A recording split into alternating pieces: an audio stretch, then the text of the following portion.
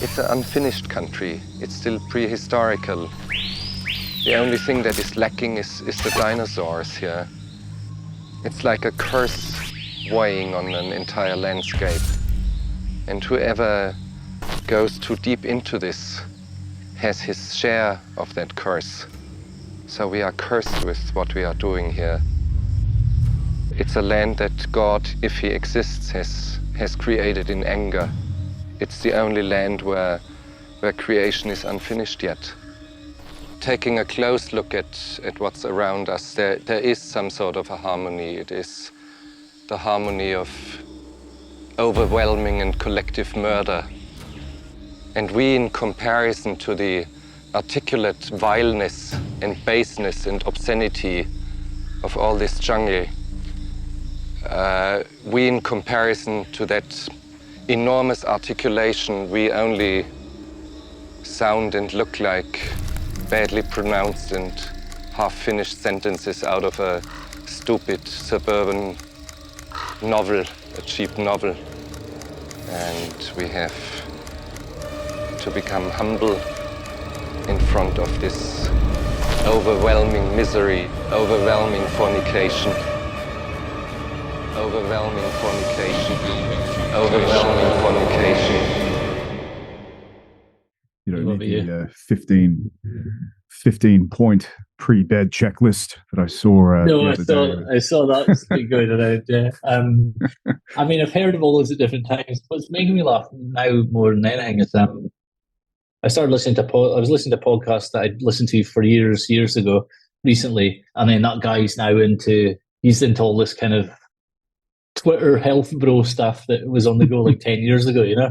And he's going through them all. He's going through the checklist. You know, it's like the blackout curtains, the sleep stuff, the grounding, feet on the ground thing, the sunlight. You know, he's going through all the checklist that the bro stuff went through like really quickly, and everyone just started doing it, and then it became part of people's lives, and then all the like platitude people started using it to build up.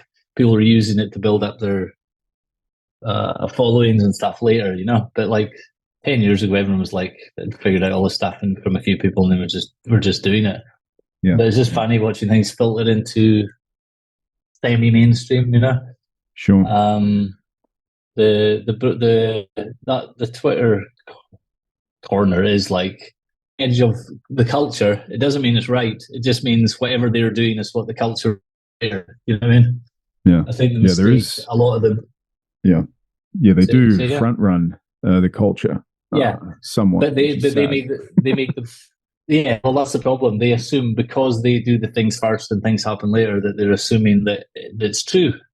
So this is what's funny about it. Like they're the kind of bro mentality and the edgy people mentality were the against the normies kind of types.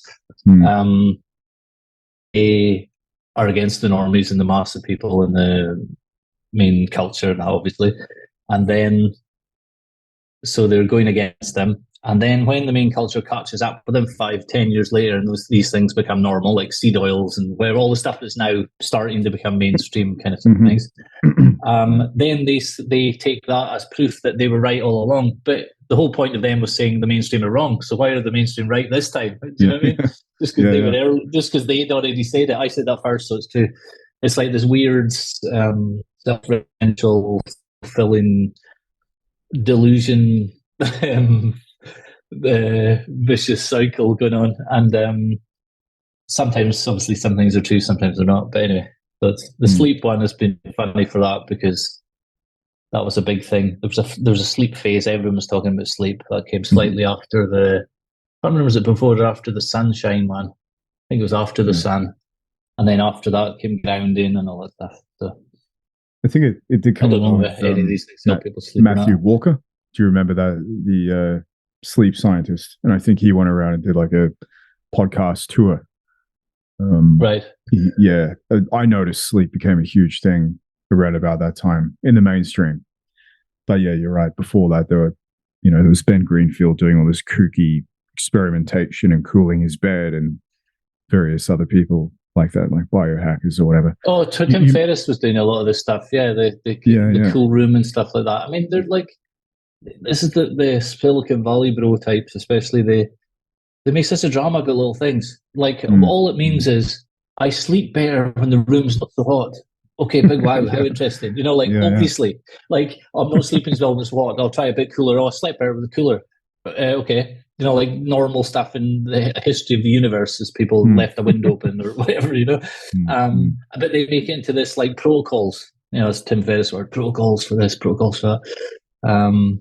All that Huberman is another one. All it like it's not that they're wrong. It's their worldview is like is the worldview is wrong. Even though there are lots of facts right, details right, but that way of looking at things will be wrong over a period of time. You know, even if they're right now. Do you know what I mean? Yeah. Especially like Huberman. Like, I don't know how many times I'm going to breathe today. I better check a study. I don't know how many times. So like, you know, like it's all study based stuff. Like that mentality. And this is what I don't understand. They know that half the studies don't replicate. They know half it's bullshit. Even the ones that do, but they know this, but they still base everything on studies. I don't understand that. Like, it's like a lack of metacognition or something. I don't know. Well, we can get into that. You wouldn't think guys like that have. They're way smarter than me. So they don't see it. It's like a worldview thing. That's what I mean. It's like it's deeper than intelligence. So it is a worldview thing. Deeper than intellect, for definite. Because I mean, there's definitely smarter than I am, but there's something stupid about that kind of worldview. Tim Ferriss and Huberman worldview. Yeah, it's our way of looking at things. Yeah, it's very limited. It's limited, and I guess this is what we're talking about tonight, right? Actually, it's funny because I wrote about the replication crisis in my last Substack release. And I think part of what these guys do wrong is they're just, as you say, they're viewing it wrong. It's not intellect because they're smarter than me too, for sure. But what it is it's a very limited tunnel vision where they're looking at specific interactions and they're completely missing, as you say, like a bigger picture. But that includes all the processes that are going on around the process that is the person in the study. So, for example, if you were to conduct a study in a different time in a different place to where the original study was conducted, say you're measuring sleep, the people are completely different, the time's different, everything is different.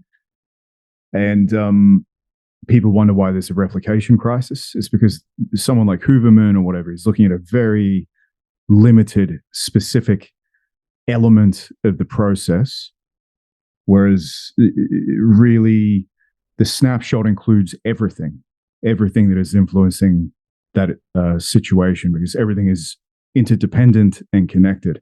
So I was thinking, it's probably a large reason for the replication crisis. Like, a lot of people put it down to scientists being dishonest, which is after funding all the other excuses or reasons or explanations people give for the replication crisis. But I actually think that it's deeper. I think it's actually like a flaw with science itself. It's a flaw with how people view the world. And they're viewing, as you say, just a very narrow, limited subset, whereas that situation is being affected by just, all sorts of things that you can't quantify. Like, reasonably, you can't quantify everything that is affecting that situation at that time. And so, from that point of view, the same point of view that you're talking about, that Huberman is just looking at this very narrow, limited set of interactions, it makes sense that a study later on is going to find something different, because, the world just isn't like that. It's just not how it works. It's a hierarchy of processes in a time and a place that are completely different. And it totally makes sense that there's a replication crisis. That's not just about scientific dishonesty. It's actually about, it's just because you can't capture all the interdependent elements at that time when the experiment's done. It's impossible. So you can, what I've noticed with a lot of studies is they get close sometimes they're completely off. I'd like to know about where that study was done, what was in that area at that time, who were these people, what were they being affected by. Like, there's all these things that go into it. There's so many more inputs. So when you look at a very specific pathway, like what they tend to look at, they look at a very, here's this hormone that does this thing. Of course, you're going to have replication crisis. Of course you are, because it's such a limited, myopic view.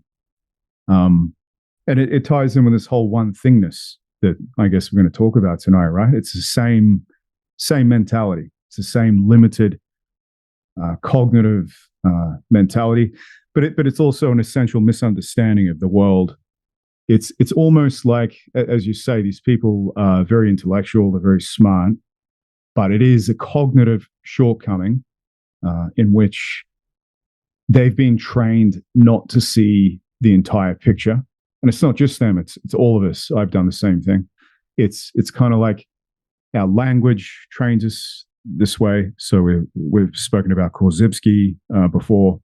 So our language, our manner of thinking, our philosophical assumptions when we have debates and arguments, and simply put, the way we view the entire world. So we tend to view things as mechanisms and machines. And I've just got to, plug myself into the sun because I'm a machine and I need sun. And we have this static view of the universe when everything is process, it's dynamic.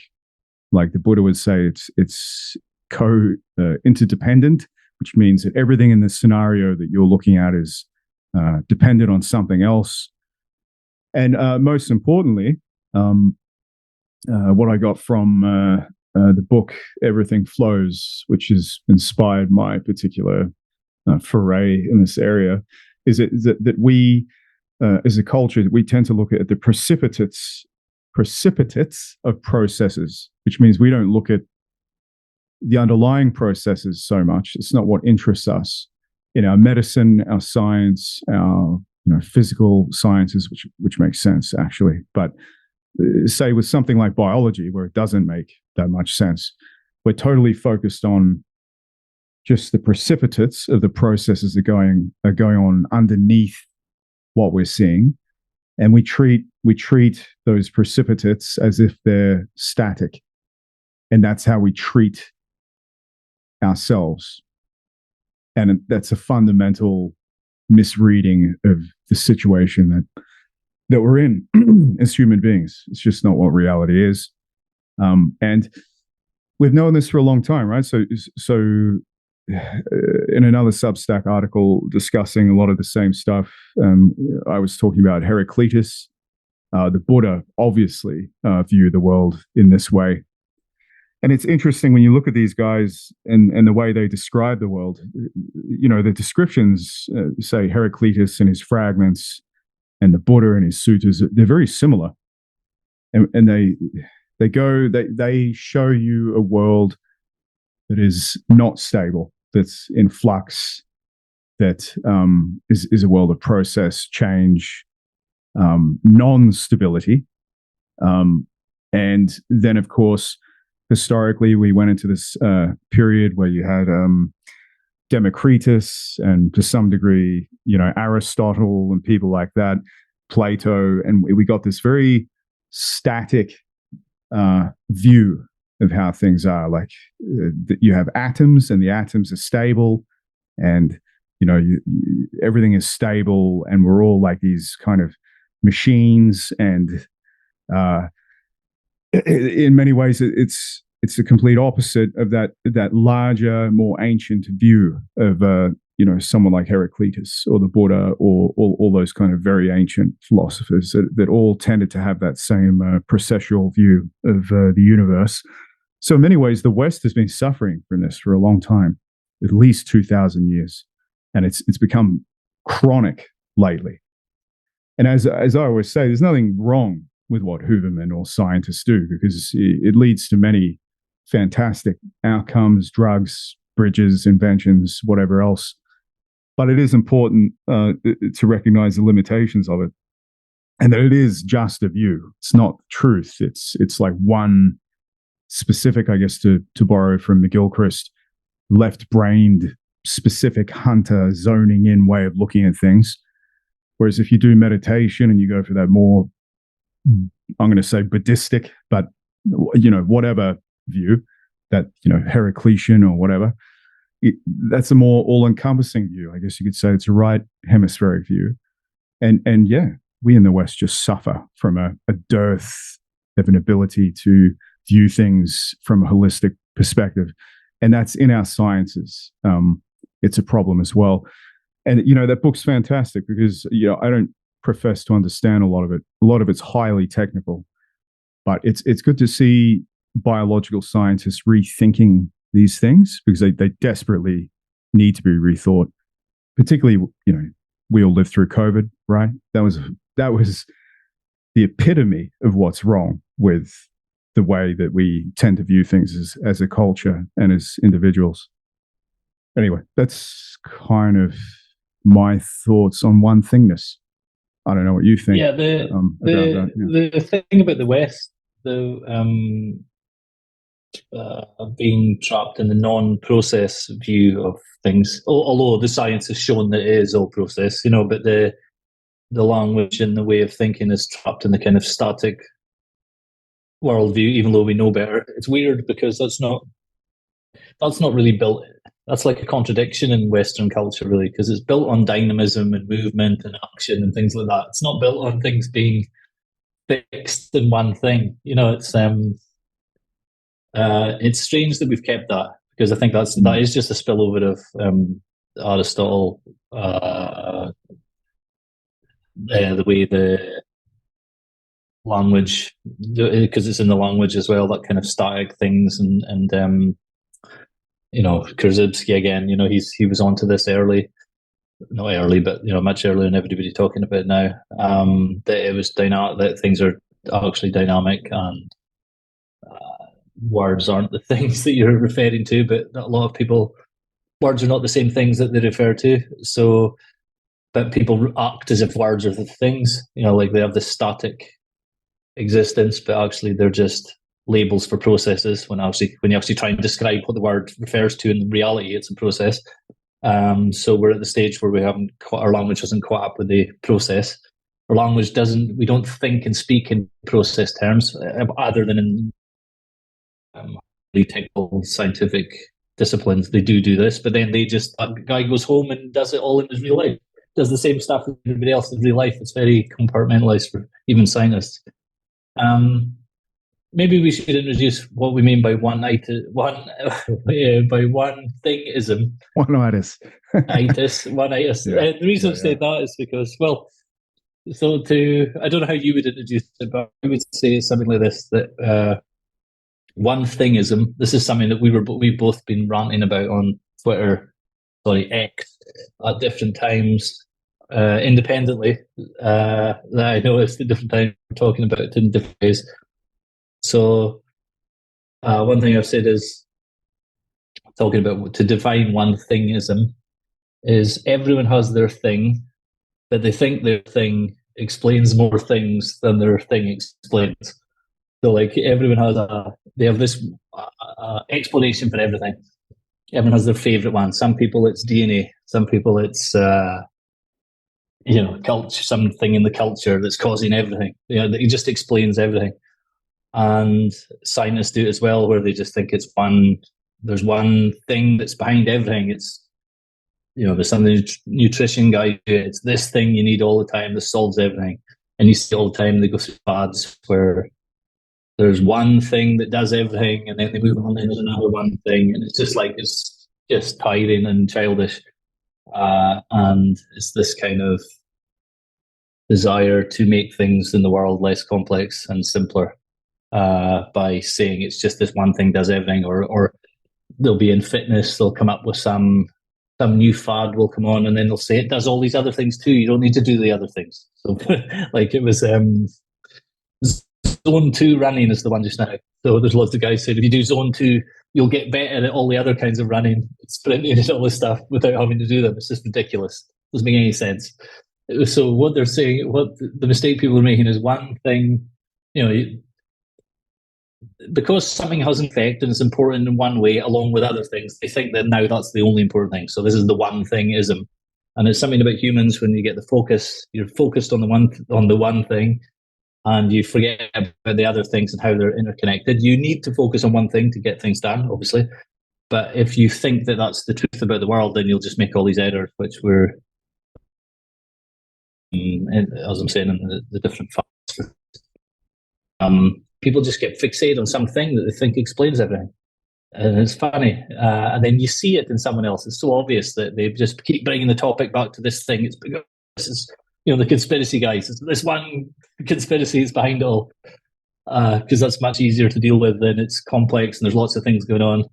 And I think if you're denying the one thingism, if you're saying it's not just that, there's all these other factors too, they think you're denying the thing. So then people end up arguing, one person saying, giving the evidence why this factor exists, but actually you're not saying it's not a thing, you're just saying that's one of many, or it's not even anywhere near the most important thing that's going on. There's like a cluster of things that are happening in a context. It's all a process, like you're saying earlier.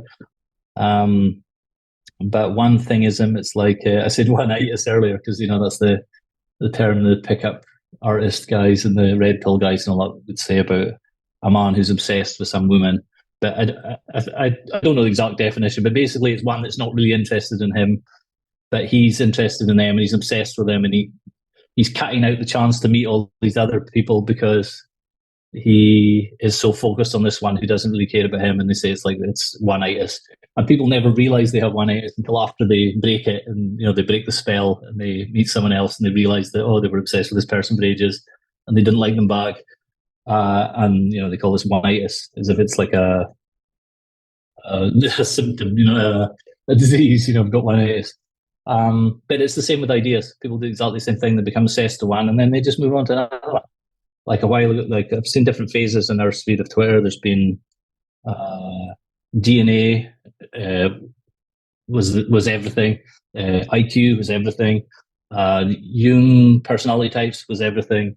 There's like, it just goes through these phases. There's various ones that are going on just now. Doesn't mean these things all aren't playing a part. But the desire people have to just find the one thing and just stick at it and not listen else, and this is the only one. It's really like, it's really human,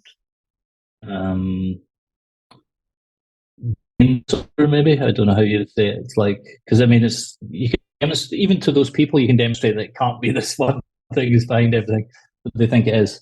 So that's what I'd say. People are conspiracy theorists for ideas, whichever one makes them feel good or makes them feel superior, or they just gives them the feeling of certainty of understanding things, and they just latch on to that one. Not to say that it's not useful to, because they push the idea to its logical conclusion and they apply it to all the different things, and you need somebody obsessed to do. But they go all the way. You balance it with other things. So how would you define one thingism? No, that was good. That was good, I think. As you say, because there's this constant seeking of novelty as well. I think that's a major weakness with the human being, is that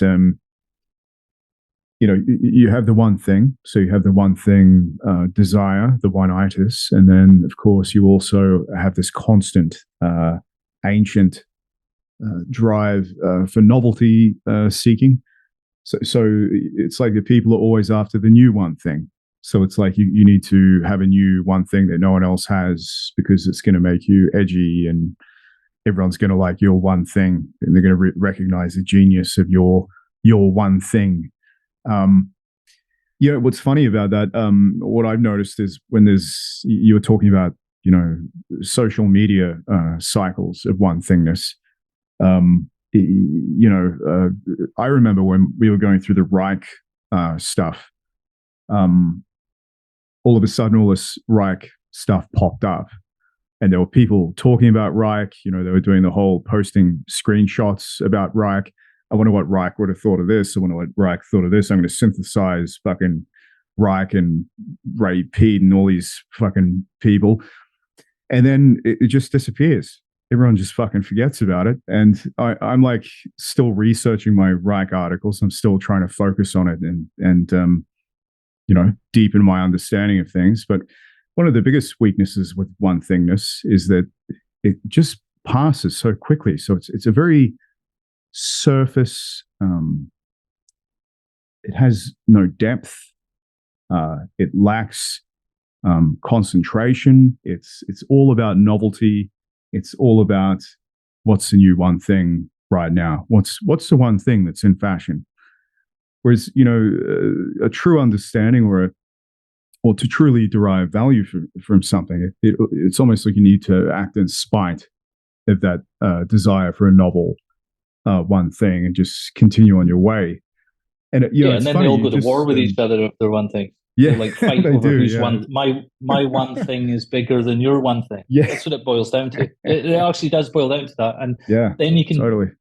The people who jump from one thing to one thing. Obviously, you're going to focus on different things at different times. So there's which is cool. Which is cool. But you like the people who are just jumping one thing to one thing. You realize that they're not actually engaged in trying to figure things out in good faith. It's something else. It's superiority complex, or it's it's a desire for just novelty. Building a niche.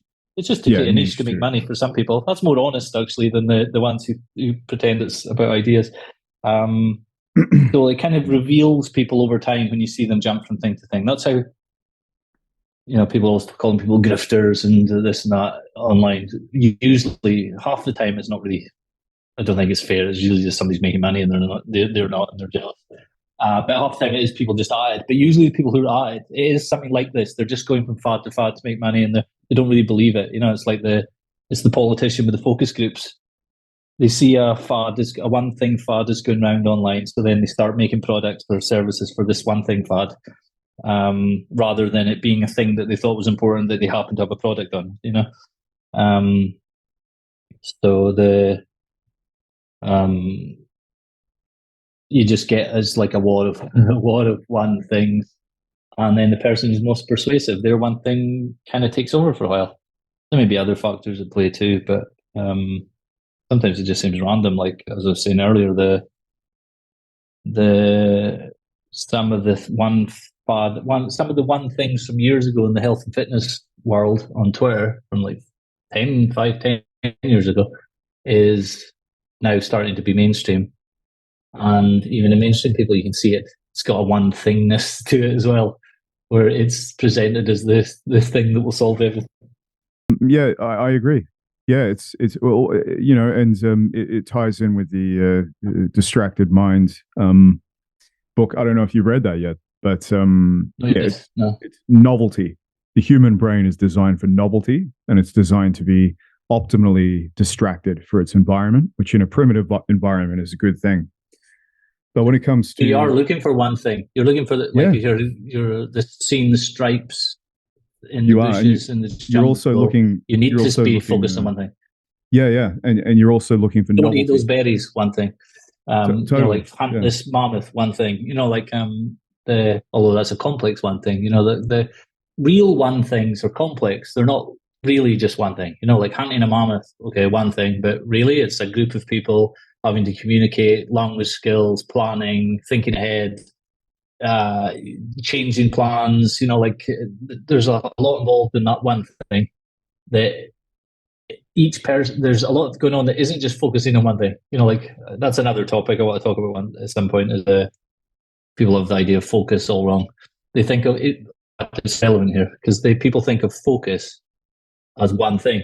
They have this image that you're able to sit and visualize a red triangle for 5 hours. That's focus, or you're focused on my one piece of work today or whatever. So it sounds like you're doing one thing. Okay, I'm just writing today, or I'm building something or whatever.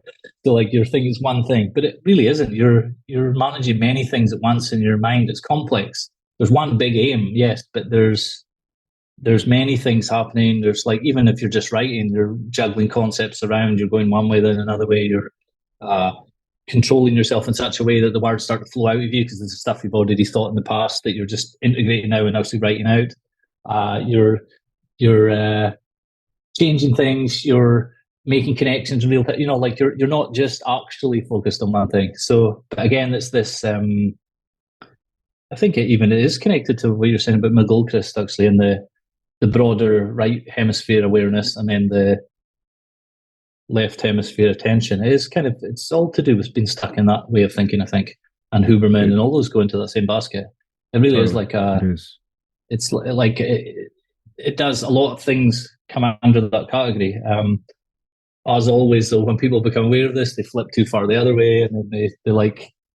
I was writing about it on Twitter recently. Like if you go too far the opposite direction, if you go anti one thing, okay, I'll be into everything, and I'll be aware of everything all at once, and I'll be, you get into all that kind of stuff. You try to be aware of every sensation, every feeling, and everything that's going on around you. You just become completely passive, and you're just looking around, trying to feel good and feel safe like a prey animal.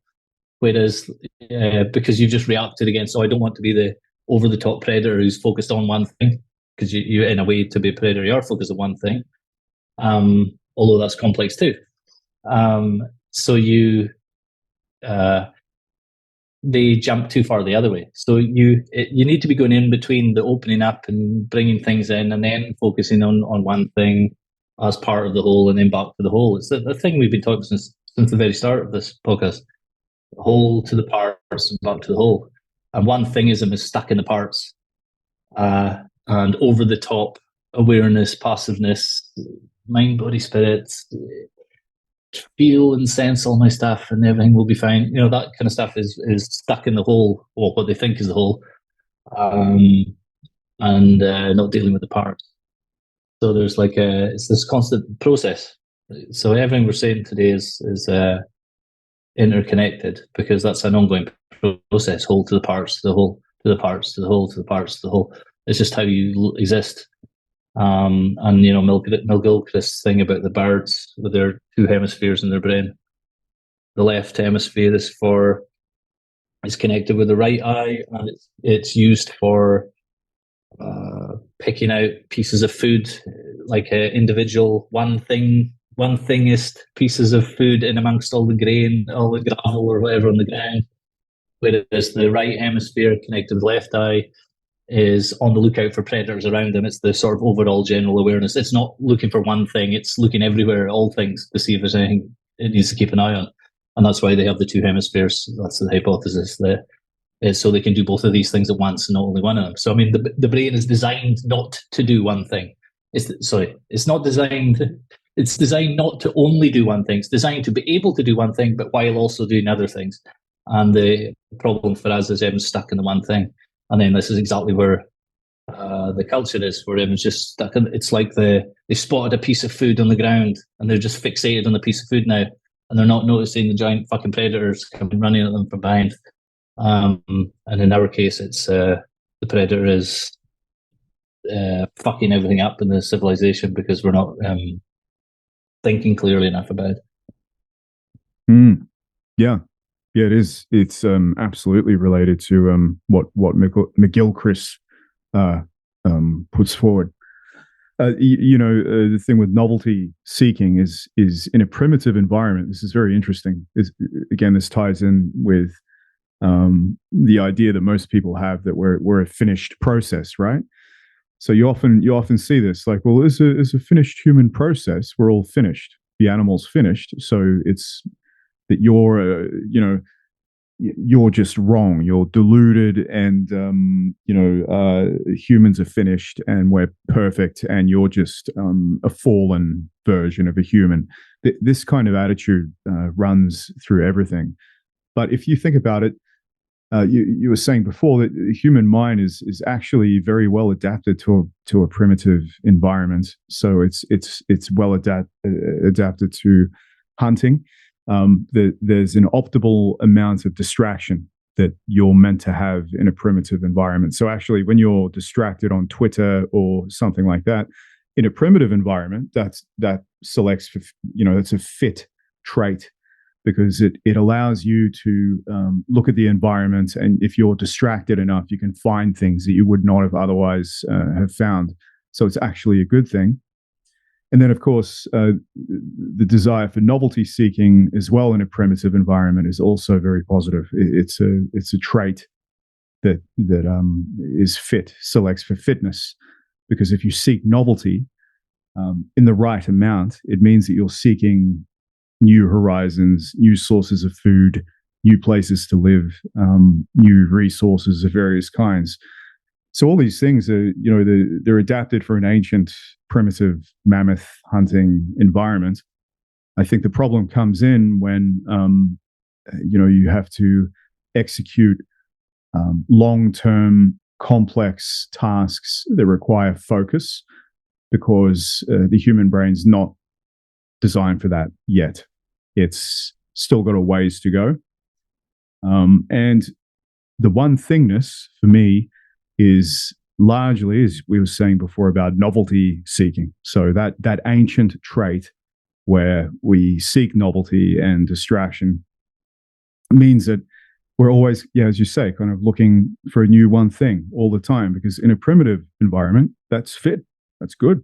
Like, it means you're going to survive. So it's not a bad thing in that scenario. But for us, where we require the higher executive centers to remain focused, or more focus on a task for longer periods of time, it's like kryptonite. So again, tying it back to an overall view of things, and what I really like, and I think it may have been McGilchrist that said this in a podcast. I'm just trying to remember. But we have an inherently left brain way of looking at things. I think we've established that. I think one-thingness is absolutely that. It's the view of the hunter. You were talking about the bird brain before. It's a view of zoning in on your prey. So you've found the thing in the greater environment, and you're then zoned in on it. You see the big cats, how they slow down and they just kind of very slowly kind of sneak up. That's that part of consciousness, or the brain in action. That's its physiology. And I was thinking that this ties in with vitality, and I've been talking about vitality a lot as well. For me, I increasingly think that flexibility in the world that we live in, cognitive and physiological flexibility, are really important. And one-thingness is something that really is quite rigid. It's a rigidity. It's a psychophysiological rigidity, because that's what it was designed for in a primitive environment. That's what that part of the brain is trying to do. So it's inherently rigid. It's like a rigid cognitive posturing. And I find that modern Western civilization just suffers from this. Everyone's got the blinkers on, and they're just walking around, with this novelty-seeking one-thing behavior, including themselves, I might add. They view themselves this way as well, where you get this rigidified self. Yeah. So humans, I think mean, then you could say the ego that they're all trying to destroy is one-thingism for self-concept. Yeah, totally. Absolutely is. Yeah. 100%. Because what I'm trying to get at is that we are processes. So we're a process. We're a hierarchy of processes. So we have like cells, metabolism. We have a lifespan. We have all these different processes that are operating on different time scales. And organisms like us, we're secondary to these hierarchy of processes and how they're all interacting with one another in this inconceivably complex, interconnected web of relationships that are not necessarily causal, but they're causal in some sense. And all these things. So our location, like our properties as individuals, our relationships, and then you have those individuals and their constitutions, and you have accident, and you have chance, and you have causality, and you have all these different things. And, to focus on like taking a supplement for your mood just strikes me as the most retarded thing I can possibly think of. To be honest, it's just a like dumb. There's two life things posture. then we're talking about. There's about the one thing. There's two things about the one thing that we're talking about. It's just just to clarify for people listening. So there's like, I was talking mostly the fixating on the one thing. I was talking about the being stuck in one thing and that, and you were emphasizing to begin with the novelty seeking, the constantly looking for the new one thing. So there seems to be, there's the drive to look for the one thing, and then there's this getting rigidity where you get stuck on the one thing, fixated on the one thing. So like the two things are healthy, can be healthy, but not healthy. If you're just jumping to, I need this supplement for my mood, and then that's that fixed, and I can move on to the next thing now. That's like what mad type of one-thingism, because you're just going to have another big one problem to fix with another one thing later if you just keep plugging holes like that, because your mood isn't one thing. It isn't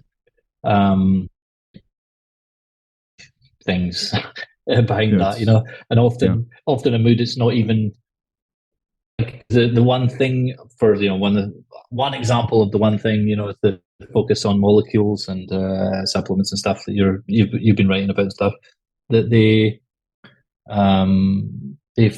forget you have a whole those feelings and moods you have are coming from somewhere, and you probably have some unmet need that you need to deal with in the real world, that a supplement is just papering over the cracks. It's like treating the symptoms. You're taking a supplement for the mood, but the mood is caused because something's not right in your life, and your emotions are the drive is going haywire because you're not getting the thing. For a lot of these guys, it may just be simply a relationship with a woman that would sort them out. Maybe.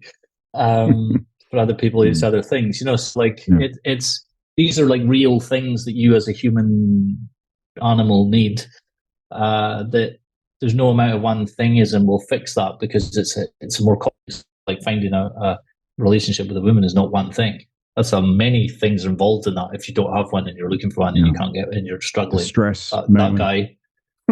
There's loads of issues you're getting from the problem of not having it. Then you're having what do you have to change in your life? You have all these things to change and do, just to do general socializing or arranging things, or there's so many things you need to do to change that it can't possibly be one thing. I mean, if anyone's changed any large, like fitness is not one thing. Do you know what I mean? It's like many different things, interlinked actions over a period of time, and you do it in so many different ways. And you have to regulate emotions when you're doing it and all this stuff. There's like, I think it's like the one thing that's healthy is when it's a aim that you're being pulled towards that coordinates lots of actions. So it's like it's kind of the center of the cyclone. Like there's a process, a lot of processes going on, and you have to have something in the center that everything kind of orbits around, which is your aim for that. So you do have a one thing in that sense, but it's not really fixed. It's not a fixed static end result like this, like the obsession over this specific goal. Because then when you become obsessed over this one thing, then you throw out, you lose and miss out so many other things that are important to get the one thing. And then you might get it on paper, you've got the one thing, but at what cost? Because you had it wasn't worth the trade-offs that you weren't even aware of because you were so fixated on it.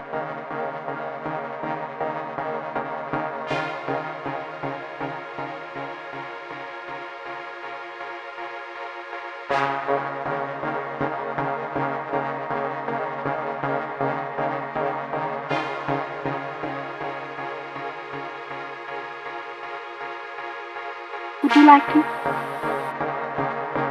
Leads to the petrified forest. Do you think I'm attractive? Would you like to? Would you like to be loved by me? A lot of dead old trees in the desert that turned to stone. Do you think I'm attractive? No. You talk like a darn fool. No wonder she fell for you in the first place. It is a compliment. What did you say your name was?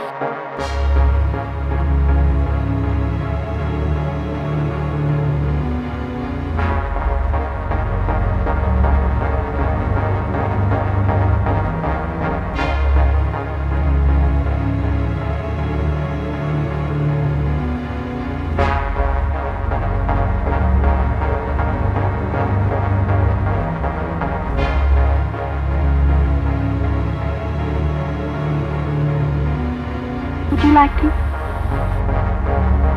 It leads to the petrified forest. Do you think I'm attractive? Would you like to? Would you like to be loved by me? A lot of dead old trees in the desert that turned to stone.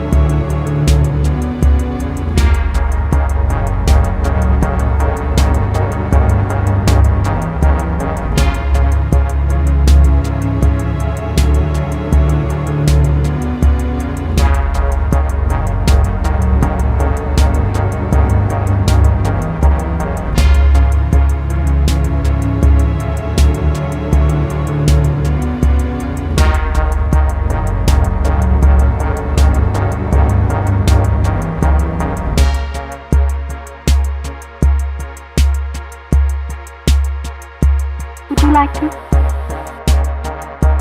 Leads to the petrified forest. Do you think I'm attractive? Would you like to? Would you like to be loved by me? A lot of dead old trees in the desert that turned to stone. Do you think I'm attractive?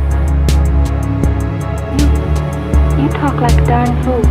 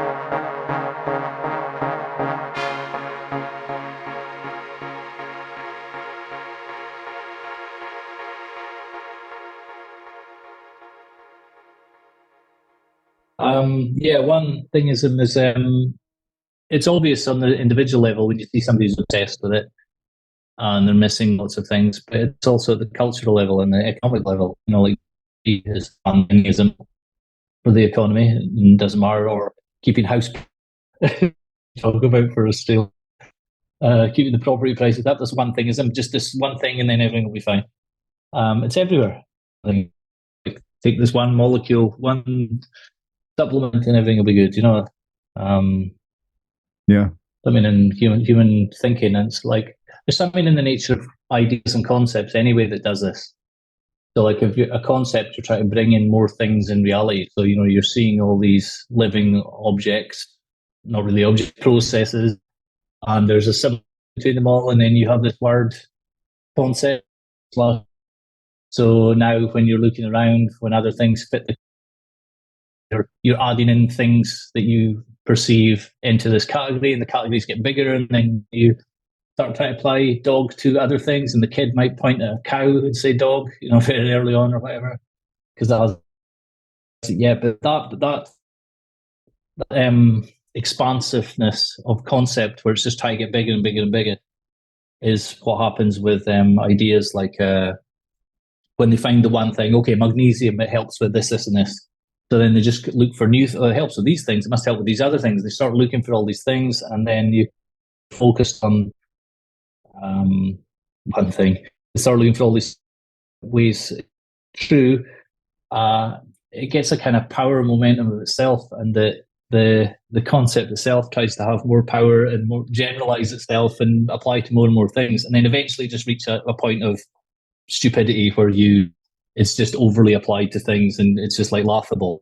But you don't really know where that is in the beginning. And the people who become obsessed with the thing, which is good for everybody, apply it to everything, and they find out all the applications of it.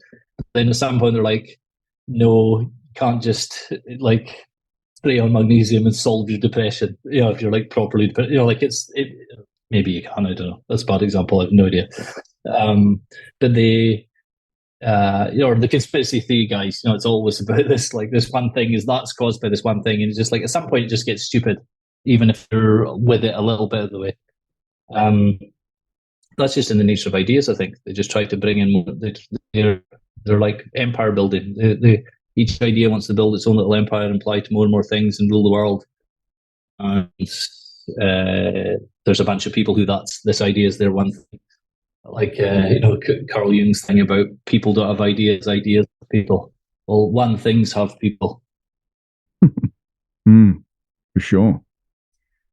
So what do you think about this idea? So I made the argument, and one thing I like to do, and the listeners probably wouldn't be aware of this, people on Twitter would be, that I like to go to the Ray Peat forum and trawl the threads in that place. And what I find is it is the world's greatest repository of one thing attitudes, and really quite neurotic attitudes. Some of the most neurotic things I've ever read in my life are on that forum, and I find it very interesting. Like it's very, very enlightening, and I've been looking at it a lot lately because of what I've been writing. I like to use it for inspiration, and here's the thing. I'll just make the caveat, of course, that Ray Peat, I don't think himself was this way, but because he was a complex thinker, and they're not. They tend to latch on to one thing. And of course, then people have arguments about which molecule's the best, or, should I have, what was a good one? Should I eat rice crackers so my dick becomes more engorged on a day-to-day basis? And of course, I made the argument that a diet is the least of this individual's concerns, if that's what he's up to. But yeah, what do you like? It has this. So my argument is, in terms of physiology and health, just from that perspective. So this whole Ray Peat diet optimization perspective, that the higher up you go. So if there is a process, for example, your posture work is a process. It's a process that you work through. It's a dynamic process that you work with over time to, how would you say, to set right the process of posture, which has a myriad of downstream impacts on various other processes in the body, dynamic processes that operate over time and space that aren't static. So what I made the argument that the most important thing you can do for health and optimization, just those two things, and just for your general life experience, I guess, is to aim as high as possible and concentrate, I guess, on what you could call hubs of the body. So posture, respiration, just these very fundamental things that we all do that have so many processes that are downstream of them. And to master those things ahead of pretty much doing anything else. Because as you say, the further down you go, so the more you turn on the microscope or get your binoculars on, the smaller the interaction, the one molecule or a couple of molecules, that's way more useless than chunking right up, taking a process, because posture is not one thing either. Posture is a set of things, right? It's an actual process. Exactly. It's not even. So I made the argument. It's not just physical. Not at all. And the higher up you can go, that's where you should start. And actually, the same thing goes with behavior. So I see people on Twitter all the time say, "Oh, I'm so stressed, so I took fucking extra DHT from this supplement company," or whatever supplement they take for stress. And like, well, hang on. Wouldn't it be more useful to look at you as an individual and the way that you react to situations? Fundamentally, that's what the problem is. Fundamentally, it's not a chemical imbalance. Fundamentally, it could be that you can't handle aggressive situations, you can't handle stressful situations, and you haven't been taught how to behave in those situations to be in line with the way that your physiology and your brain works. So my general theory is that all these downstream one things are really quite pointless in the scheme of things, and that the higher up you can go with your vision, the better, because that's where if you master your reactivity, because that sounds like a one thing as well. But what I mean is, if you get really good with your reactivity, so for example, a situation that used to fucking really stress you out, you do a bit of work on your attitudes and beliefs, maybe a bit of meditation, and after a couple of months, you just don't react to it anymore. So you're like, I don't give a shit about this anymore. There's no need for a fucking supplement, is there? You've just fucking changed that forever. You're fine. You don't need extra magnesium or whatever it is. I just feel like people are focused on completely the wrong end of the scale. Like they're looking at it, like just these minute little bits of just looking at these little things. Like, if I take this chemical, is it going to do this? And it's like, no. You need to look at the more complex, higher order things that we have names for. Sure. So it makes it seem like they're static. So for example, behavior or posture or respiration, which in our heads then goes, oh, posture, spine, and you got this image of just this one thing. But that's not the case. These things are complex, interrelated systems in the human body that are all meshed in with one another. And it's really getting a handle on all those things that's the most critical thing, to the point where all the other shit, you can take supplements, it's okay, as maybe something to help out a little, or whatever. I'm not saying ignore it, but I'm saying that those things are basically worthless unless you're doing work on the higher order processes of the human body. And I think I made a pretty good argument. I made an argument. I think it was really just pointing out that the structure of the body and how it operates in time and space can impact organs, can impact blood flow, it can impact hormones.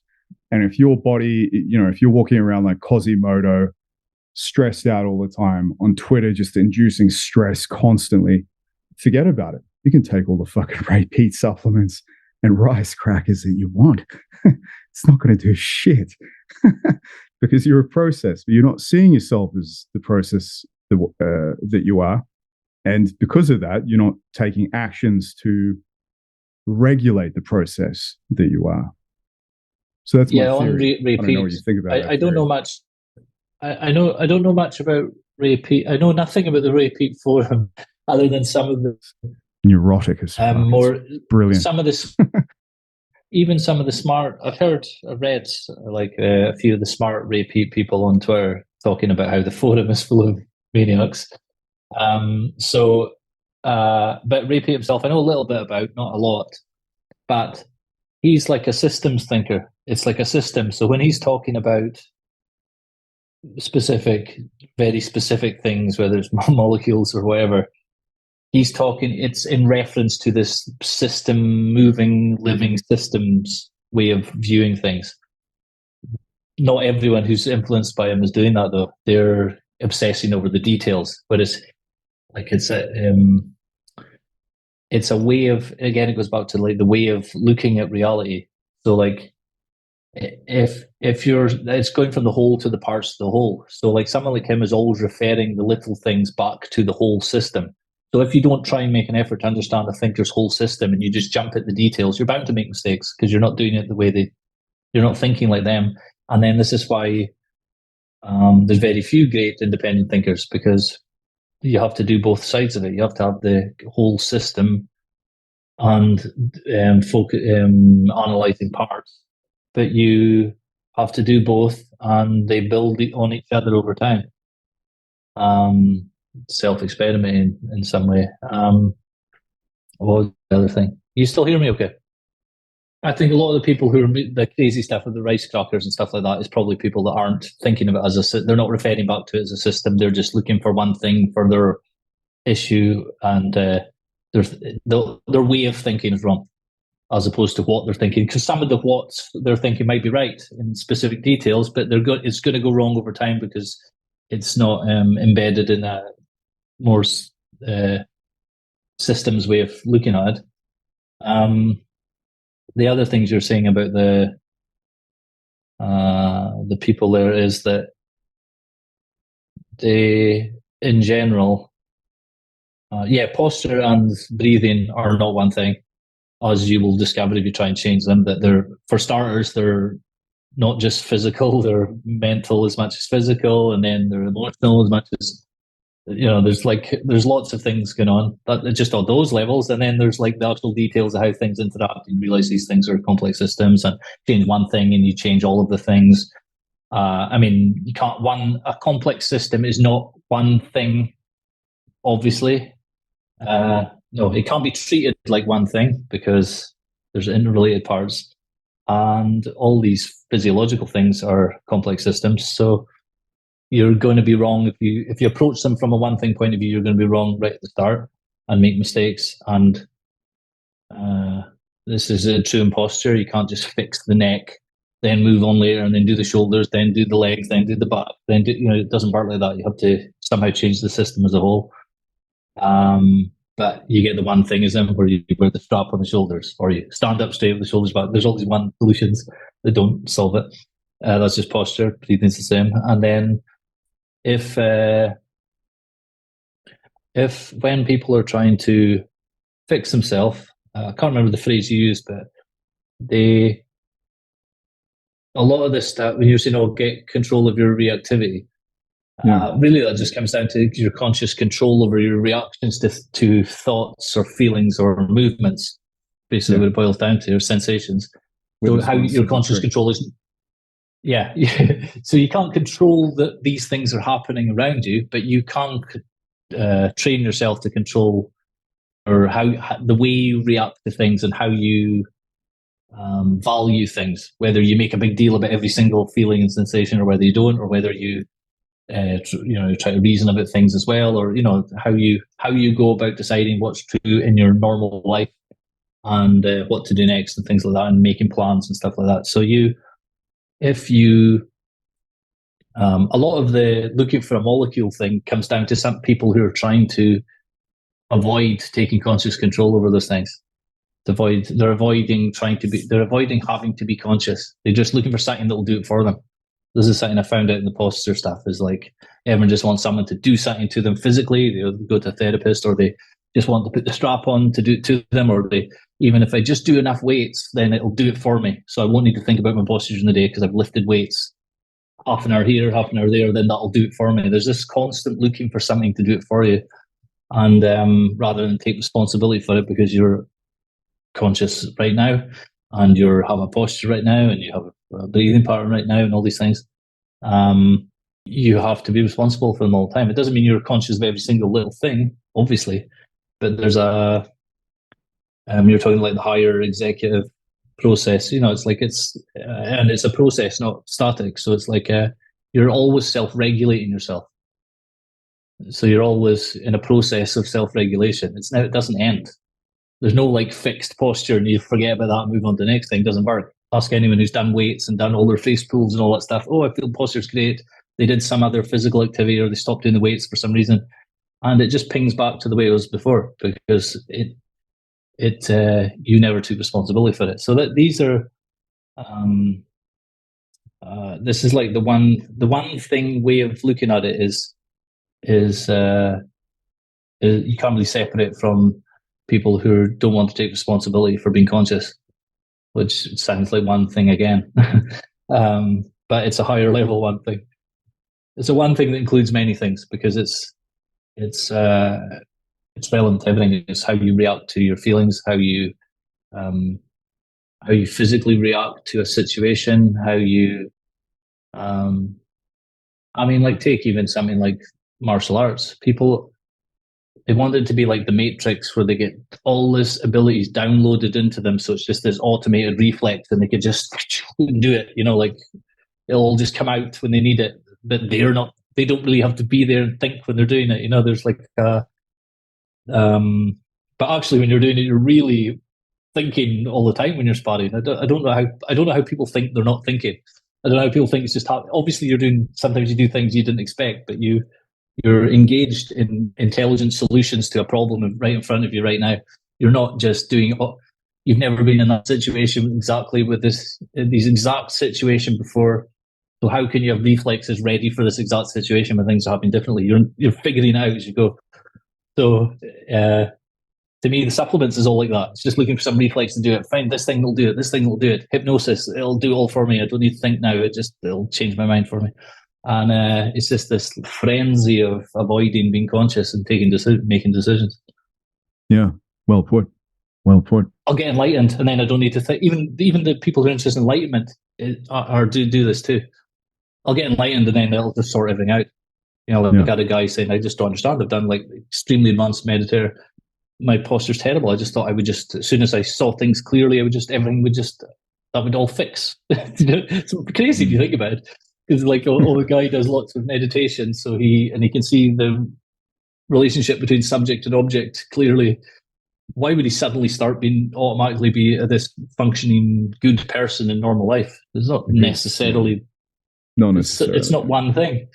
No. Like in some ways it affects, in some ways it doesn't. And it's like if you're total there's no reason why there are total scumbags who seem to get somewhere and they're still scumbags.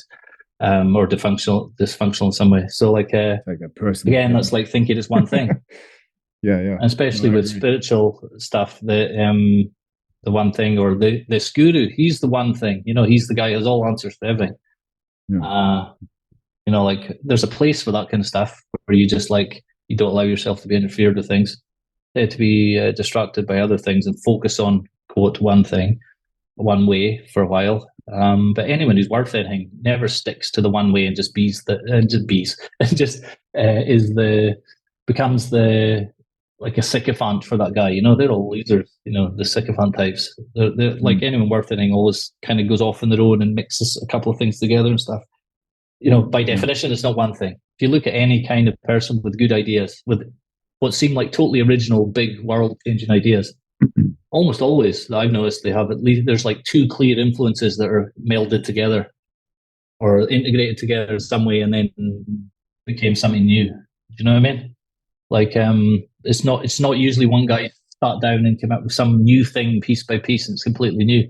Usually if you find out their influences, they've just it's the almost obvious conclusion of if you integrated these two disciplines together. New scientific disciplines are just mixes of other disciplines, often, and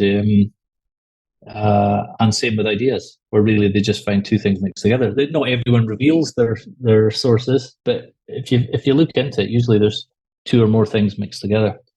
Oh, Especially in spiritual stuff, there's usually two kind of techniques or two paths or two gurus stuff they've mixed together. Yeah. The good people, the people who seem original is what I mean. But it's not a bad thing. I don't think. Yeah. I think it's good because it shows that person has thought about it and done it enough to synthesize something of their own, right? Totally. Yeah, exactly. I mean, what's the chances they come up with saying out nothing? It's like a process. They learn some stuff and then they adapted it, and it's like it's like food. You're taking in different sources of food, and then it kind of gets all integrated and changed, and some things are thrown out, some things are in and transformed in your body. It's the same thing with ideas. Yeah. But I mean, one-thingism in ideas is like the guy who's you cut out again. Sorry, you cut out for maybe 5 seconds. It's like the guys. It's like the guys with the carnivore diet. One thing, meat, beef. Yeah. Because there are downsides of other meals. Yeah, they just find the trade-off. There's trade-offs of everything. Everything has trade-offs, and there's pros and cons of everything in some way. And it's very easy to just find a con for everything else but the one thing. And then you can find a study to back up every single con. And then it seems convincing because if that's the only one thing you're focused on, you're not seeing anything else. So you get the guys who only eat beef. Then you get the guys who only eat raw vegetables, which is totally moronic in a different way. And but that's more moronic, but still they're both moronic in my view, other than as tools for temporary tools, useful. But thinking it's the truth and the one thing for everybody is just stupid. I can't imagine some ancient ancestor coming down, walking through the forest, and some guys offering him some honey and saying, "Oh no, thanks, I'm strict carnivore diet. I don't eat honey. It's one, just one thing." It's just stupid, Guaranteed. But I mean, people are doing the same thing now. Literally doing the same thing, but also metaphorically, they're just dismissing things because it clashes thing. It's almost like Bitcoin. One thing solved the world. Everything. Bitcoin fixes this. All the time. No, it doesn't. It just doesn't fix all the things. It's just stupid. I'm sure it fixes many things. Don't understand it enough, but it's like once you see this way of thinking, you see it everywhere.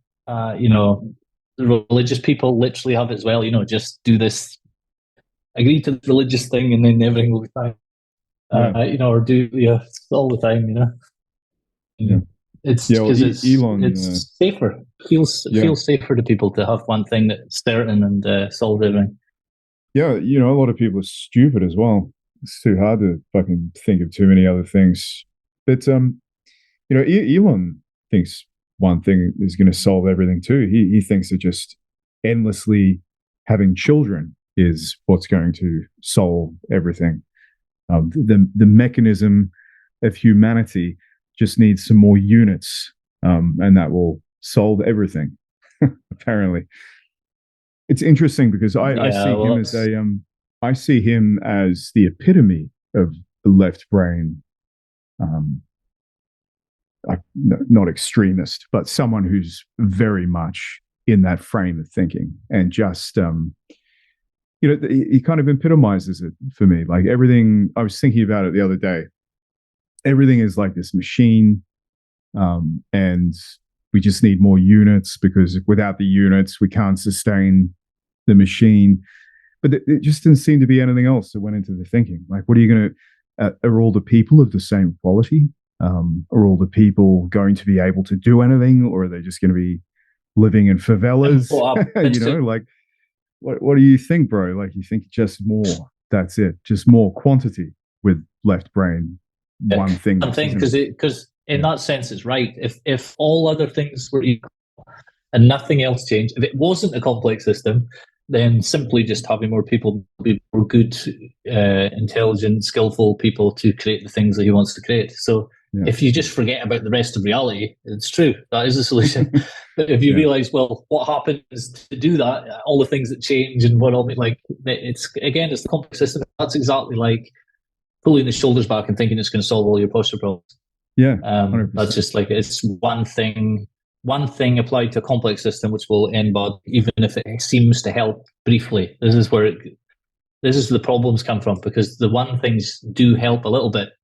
So no one will listen to us. They'll just say, well, I took that thing. So they just don't believe you. Like, they're like, yeah, I get that. So you pulled your shoulders back, you did face pulls and you felt impossible. Cool. I understand that your experience is it's better. So you don't believe me just now. But I've had guys who thought that, and then a few years they come back and they're like, oh yeah, I see what you mean, because blah, blah, blah. They, things keep, we're just treating symptoms. The problem is someone like Elon Musk is so much power and money. When he does his one thing, he's going to have a lot of effects on other people rather than just the guy pulling his shoulder back, you know? Yeah. So it becomes messy. You know, if they get things right, it's good for lots of people. If they get things wrong, it's, you know, fucking disaster. What happens. Yeah, exactly. So yeah, I mean, even like a complex thinker like him, who's a strategic system in many ways. Yeah, is blindsided as well. You know, they're like, I mean, to some extent, you wouldn't be able to get things done if you thought about these things. You just wouldn't be doing any of the things he's doing. You know, so like, there's a kind of, you need both types of people in a group. You need the lefty brain types and the right brain type. It's the integrating them or having them together is the problem. You should do a retreat or something. Just try to break it a little bit, just to, you know, try and. What do you mean? Expand his horizons, maybe. I don't know, a bit of. I don't know if that would do it, because a lot of he would guaranteed he would do Vipassana because it's got the maps and it's all rationalistic kind of thing. And all those guys are doing it, and he would just treat it like they all do. Tim Ferriss and all that's just like a way to optimize yourself and a way to optimizing the organism, the machine. And well, it's just like it's another. In fairness to Tim Ferriss, I actually heard him talking recently. He seems to have came to realize this himself. I saw that on talking Instagram. About, I think I saw the same thing. Yeah, epiphany. I think he's like, had an epiphany. I've done too many fucking things. But he'll probably put it down to psychedelics or whatever he was doing before that. He'll think that's just because that opened, like, because that's the one thing for many people. Yeah. Psychedelics is a big one thing for people. For many people, it's their one thing, and it's just, I don't know. Part of the one thing is mistaking tools for process, precipitates for process. Yeah. Yeah, well, just like tool, you pick it up and put it down. You know, like, you don't need to like sleep with your hammer beside you. Maybe you do. Depends where you live. You sleep with a hammer beside you. I don't know. Cyprus, gotta look out, man. Yeah. Well, don't worry. I've got plenty makeshift legal protection. Legal, totally legal tools.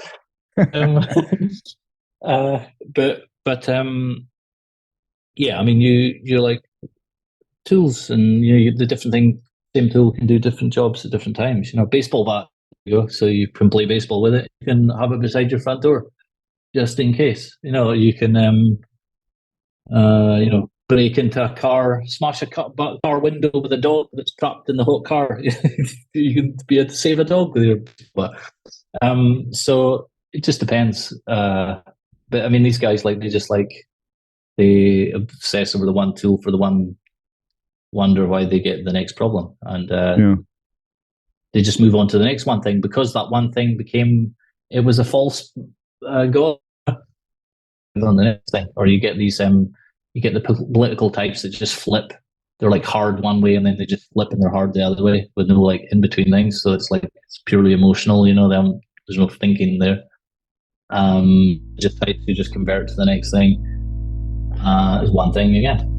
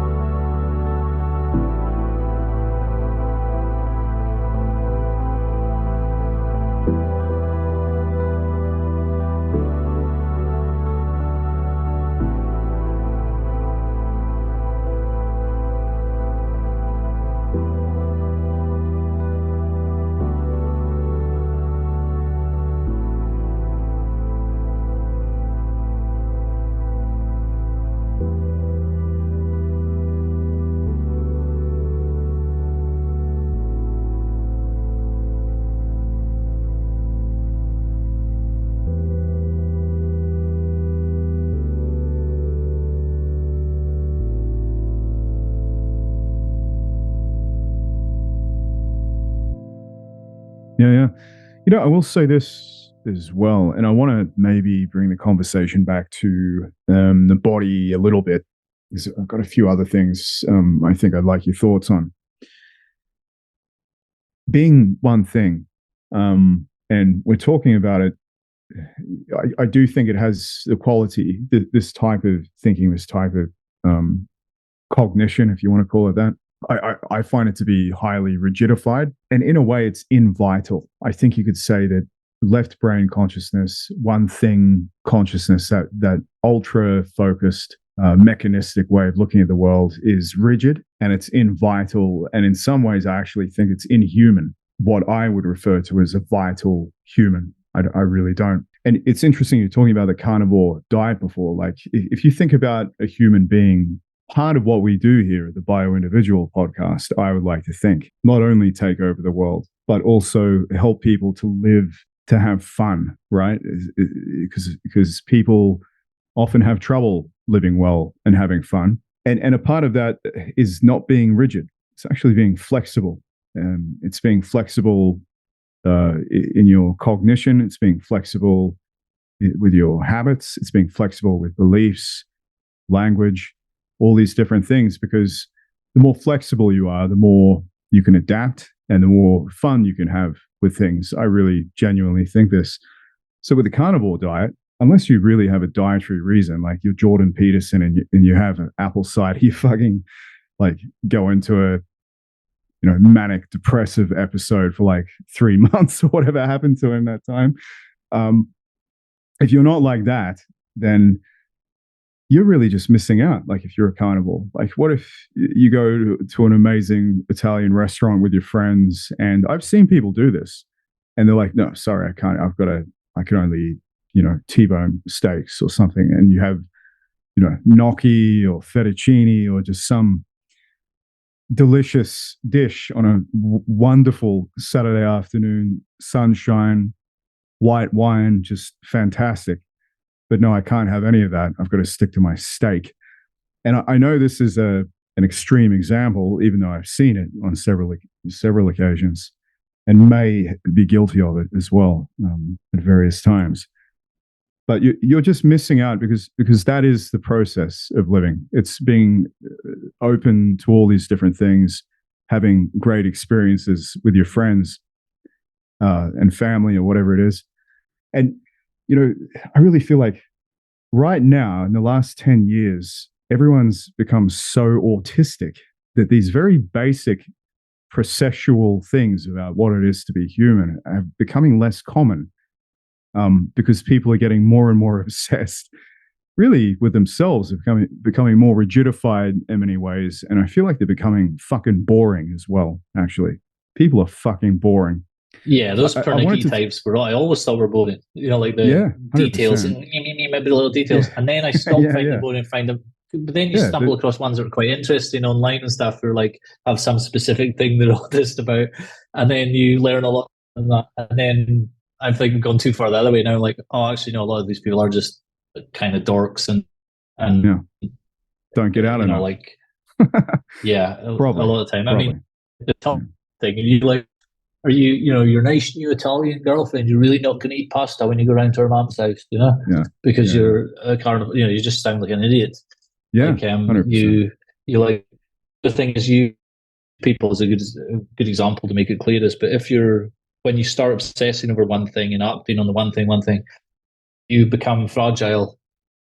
So like the carnivore becomes more convinced of their one-thingism, because the evidence mounts up, because they start the one thing, they become fragile for the one thing. So then when they try something else, they get really ill when they eat some other food and they feel terrible. Well, obviously, because they've only been eating meat.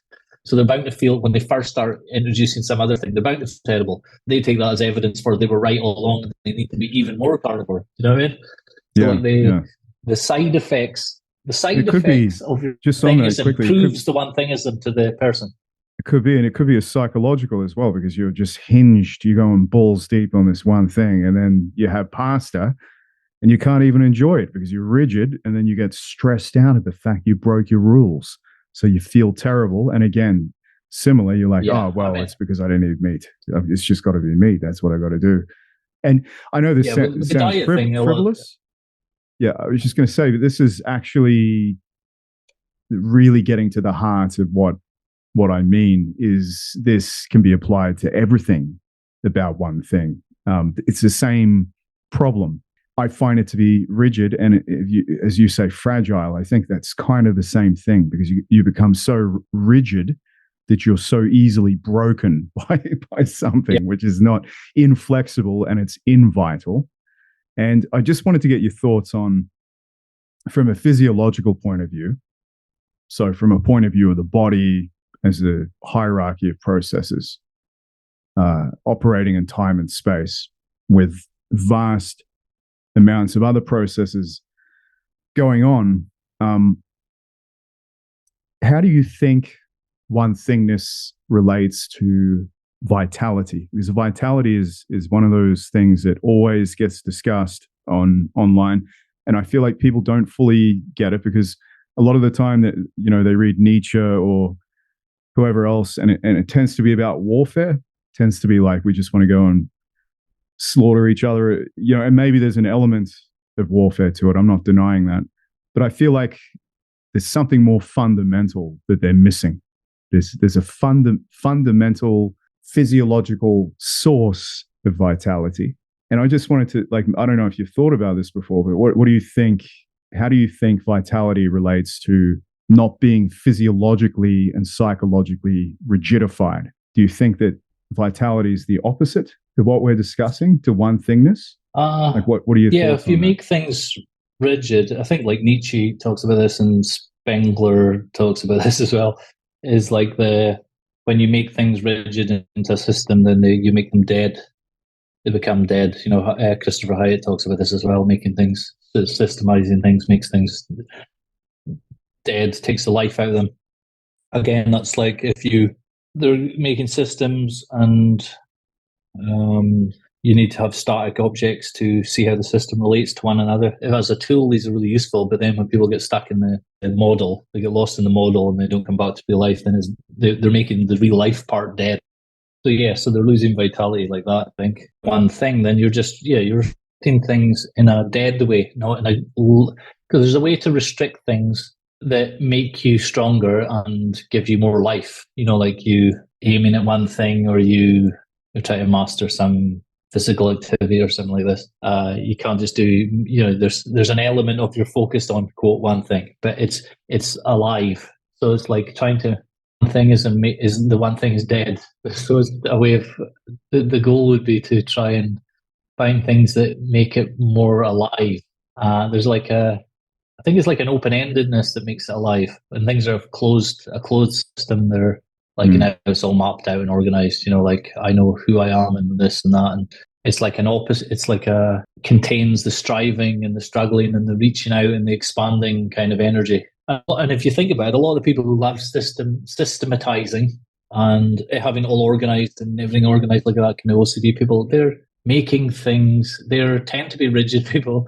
And they're often scared of life. It's a way of avoiding life by mastering this dead system, rather than the adventure of the living life systems around them that they are. So I agree. Yeah, I think it's totally related to vitality, actually, because you should one thing and then you throw, oh, this is cool, this is useful, you integrate, you take it into yourself and you use it, and then you move on to, you expand out to the next thing. You shouldn't be, there's like OCD behavior where say it's like someone who can't go to sleep without flicking their light switch on and off 20 times or something. I've heard like this. Or you have those type of OCD things that's fear-based.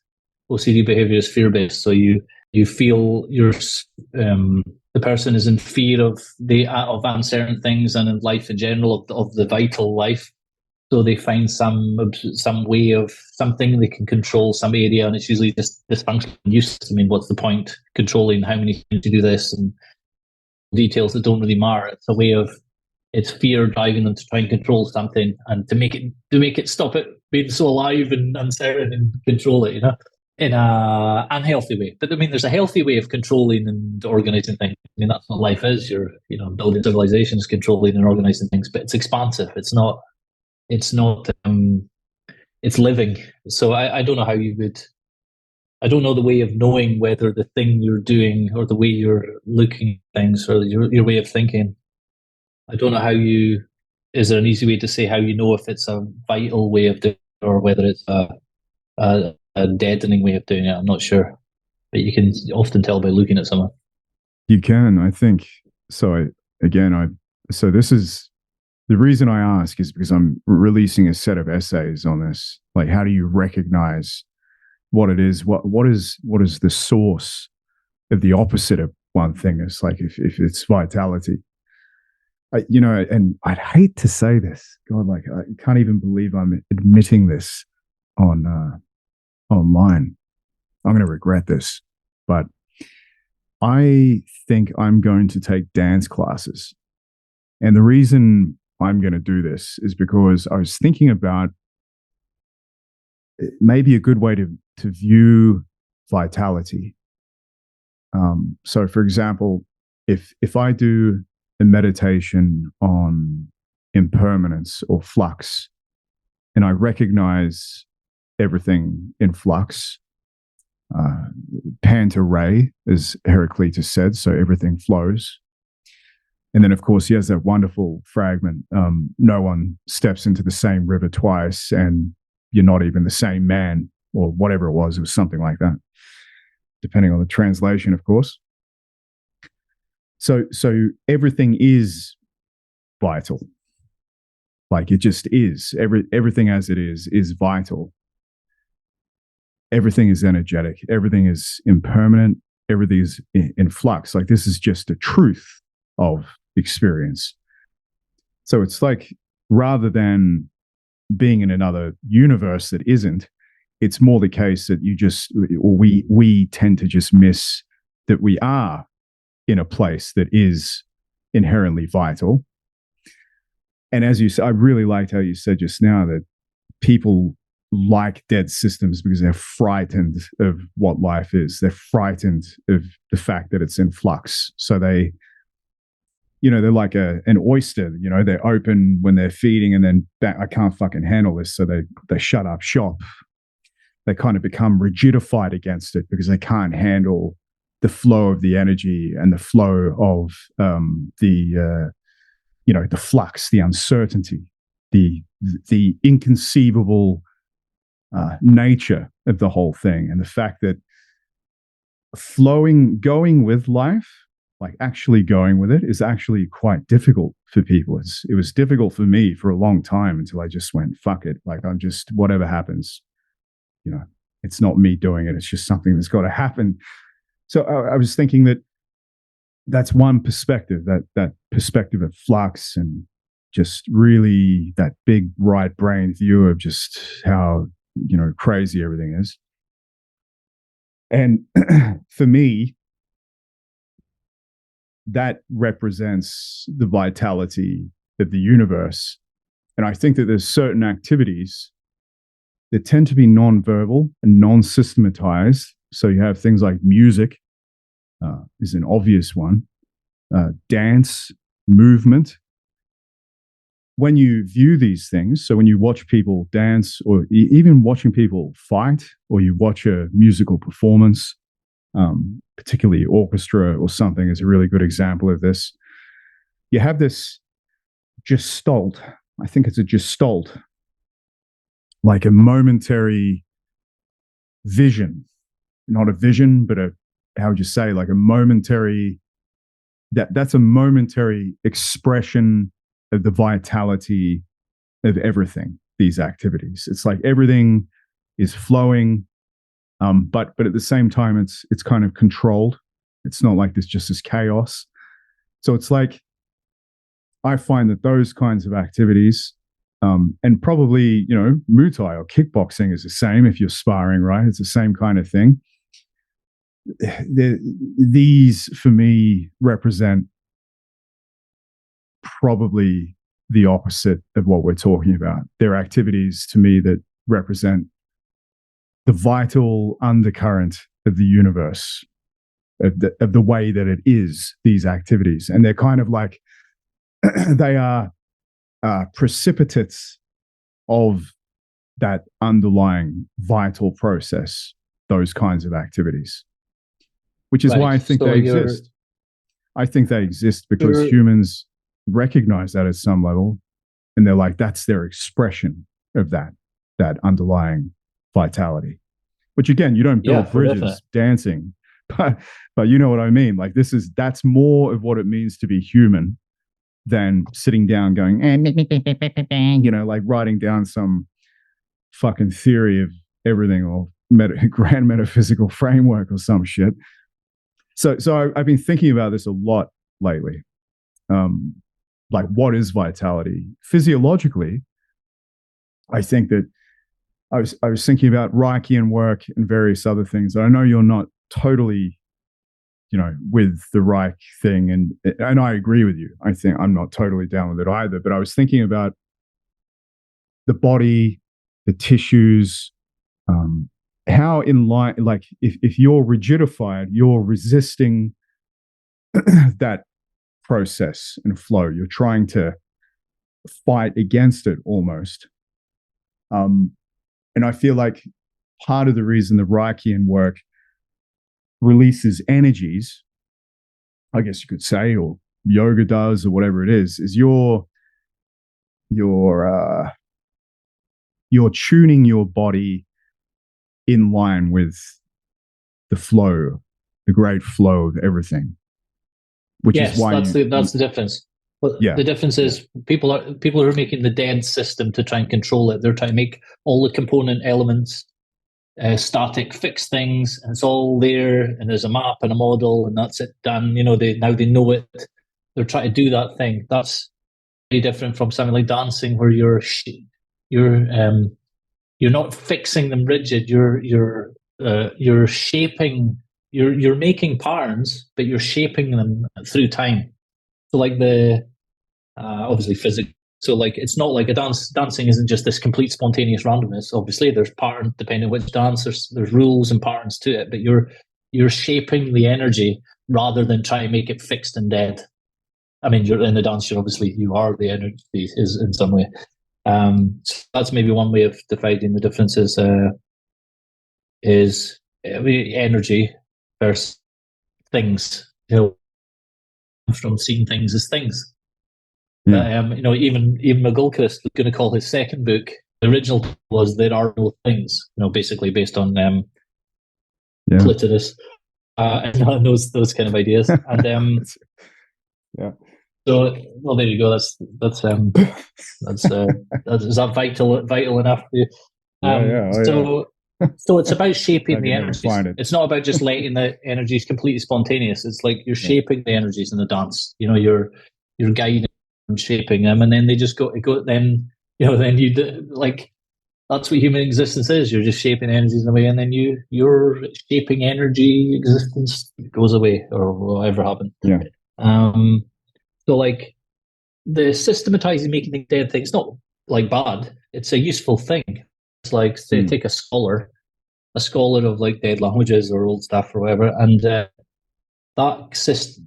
systematizing mentality of being really pernickety stuff is exactly what that needed. You know, and a scholar attracts a certain type of person. They tend not to be great creators, scholars, because that's not what they do. You know, their thing is to be really detailed. They may have blind spots and not see the big picture and things, but they're not going to lie. You know, most scholars won't lie. Because they're so pernickety. They want every detail. They'll try and figure out each little part of it. So you need those things, but you can't rely on them to come up with. You know, that's not most cases. That won't be the same guy who creates the thing that other scholars in the future want to study, you know. So it's not like it's a bad thing. It's that it's useful, but it's when you try and build a whole culture around it. It's a deadening thing, making living things into a machine. Just, you know, we're full of mechanisms, but we are not a mechanism. You know, we contain and shape and have mechanisms, but you're not a mechanism. You're more than that, you know. And the machine mentality metaphor of life is part of one-thingism. You know, it's just like you need a new part, you need a new supplement for your diet, and that's it. You know. So I would prescribe to someone with all these issues, you know, there needs to be a re-engagement with, I think I use the term pulsation, and I think you used that in your essay on Twitter the other day. Like, what context did you use that in again? Do you remember? Pulsation. Or pulse, the pulse of life. You referred to I think it was maybe in the something. Yeah. Was it the essay about posture and Nietzsche? The Apollo Dionysus. Yeah. I think I was talking about that. Yeah, because in the posture thing, it's because I'm it's actually these issues I talk about in that one. Yeah, I wrote that a while ago. I just posted it on Twitter. Yeah, it's good. I enjoyed it. It's called "Never Stop Sculpting Your Own Statue." In case anyone wants to find out my Twitter. But yeah, that's the interplay between static and dynamic. Yeah, and at that point, I was trying to figure out how to make it more dynamic without losing the benefits of the static approach. But again, if you read between the lines there, I'm treating the static approach as a tool. I'm not treating it as the end point. To go back to Reich, what you said is not down with it all. I think it's useful. I think it's good in many ways, but I don't think it's a viable path. Do you know what I mean? So it's a useful tool for doing things, releasing energies, and there's lots of benefits you can get using it. I don't think it's viable as like to keep doing this, because if you keep doing that, problems later. Although you get a lot of benefits in the beginning, and then that's what gets people hooked and addicted, and then they don't believe you when you say, that's not enough, because once you're in your one thing, you won't come back out of it. Yeah. So like, but the vitality thing, you're aligned, and the dancing obviously is is by far dancing to music with people. So you're really like in this dynamic, moving, living, vital universe by definition, and there are no things dancing. There's just processes. It's interesting, because actually I was in my research. I've been doing a lot of research on psychotherapy lately, and there is actually dance therapy, and I know, like, because from a masculine perspective, you're like, oh, fucking dancing, man, and particularly me, because I think it was Bill Hicks who said, real men don't dance. They belch, sweat, and curse, and sit in the corner, which is what I've always done. But I see the logic of it now. I really do, because it seems to just mimic the structure of the way things are. There's some sort of structure. And it also integrates could I just quickly? Sorry. I was just going to say, in terms of what I like about the Reichian thing, and I'll just run this by you, is he had obviously this theory that humans have a core. There's a core. I like it as a metaphor personally, and so you have this energetic core, and it pulses out. And the energies are pulsed out into the tissues, and they hit membranes, and you have sensations as a result that you perceive. And if you're fighting against them, that's where you have the armor develop effectively. So what I like about it is that rings true for me on some fundamental level. And I'm not saying it's a full path, but I do like using the exercises to just loosen up a bit.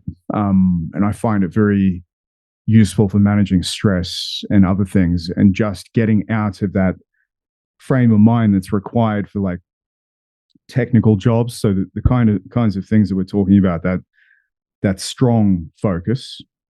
And say if I get in a stressful situation or whatever's going on, I find that doing some Reichian work is excellent afterwards, because it just dissipates that. I can clear it like a clearinghouse. I can vibrate, I can get the muscles relaxed and kind of moving and letting things go. So yeah, I agree. It's a very useful tool. That was my point. Sorry for interrupting you. You go. No, I might interrupt you way more. I think it's just the It's shaping energy, shaping processes. I think that's just what humans do in general, and also for like, it's a good way to think about any kind of self-development work or spiritual practices even, is that you're shaping, moving things. You're guiding and shaping and directing things that are already moving and have certain ways, certain paths they want to go down and certain ones they can. Sometimes you have to push it other ways. It's not just going with. If you think of things, evidence for this, it's like it's like the will and the representation. So the static dead things and the one-thingism is all representations that you mistake for the will, and the will is like, it's always moving and doing its own thing. What do you think about the will? Because will gets talked about a lot, and it's hand in hand with vitality. Because I have a different view on the will to probably what they do as well. But what do you think about it? It depends what people. Well, when people normally talking about free will, and they're usually talking about free will for or against free will as a static concept. You have this thing, free will, or do you have this thing, free will, that you can use or not? And then people go, well, no, because you have all the processes that you like, an animal, you have all these things, and where's the free will? It's all the things are determined. And then the other one say, you have the soul it's the thing that's directed where. I just use will as the experience of to me it's indistinguishable from whatever consciousness is at its root. I don't think I think a mistake Western people make when they look at Eastern stuff or Indian stuff is they think of consciousness as being separate and what it's like this thing that's outside that's watching. To me, the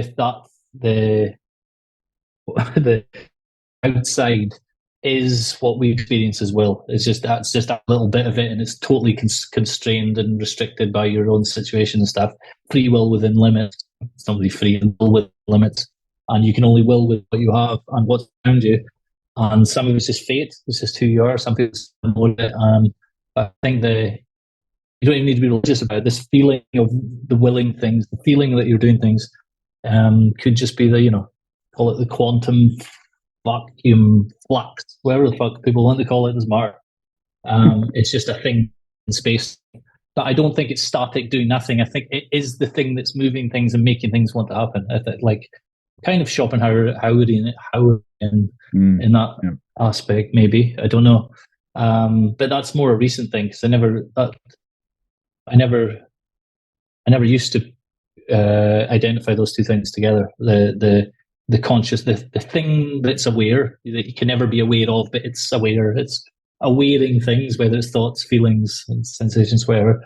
And then the actual driving movement that's making things happen. I think it's just the same thing, but it's a thing. But I hope. Yeah, clear as mud. So what's your view? What's your view on it? I don't know. Yeah, I don't know. It's why I asked. I'm not sure. I really don't know. It's a lot of things. I mean, why I said there's just is practical. Why I said there's just my way of looking at practically. Yeah, it's not like a thought out theory of what it actually is or anything. But in terms of what people normally think free will, like no one really has it. Like I can do what I want. Well, why do you keep doing something else then? Yeah, most people don't. Yeah, I agree. Yeah, I think you have to develop. I think there's a spark of it. Again, not a thing, just part of the process that is existence, I think, and you can develop it. But then again, you have to have a certain amount of it that wants to develop it. So again, you're back at the what's determined and what's free choice. To have total free will, you have to have a divine backing of it. I think a divine grounding in it to believe in that there's a full free will. You can, but that's what you need. You can't have it without that, I don't think. But I don't think you need it. I think you can have like like an atheist, a spiritual atheist version. But you wouldn't be a materialist.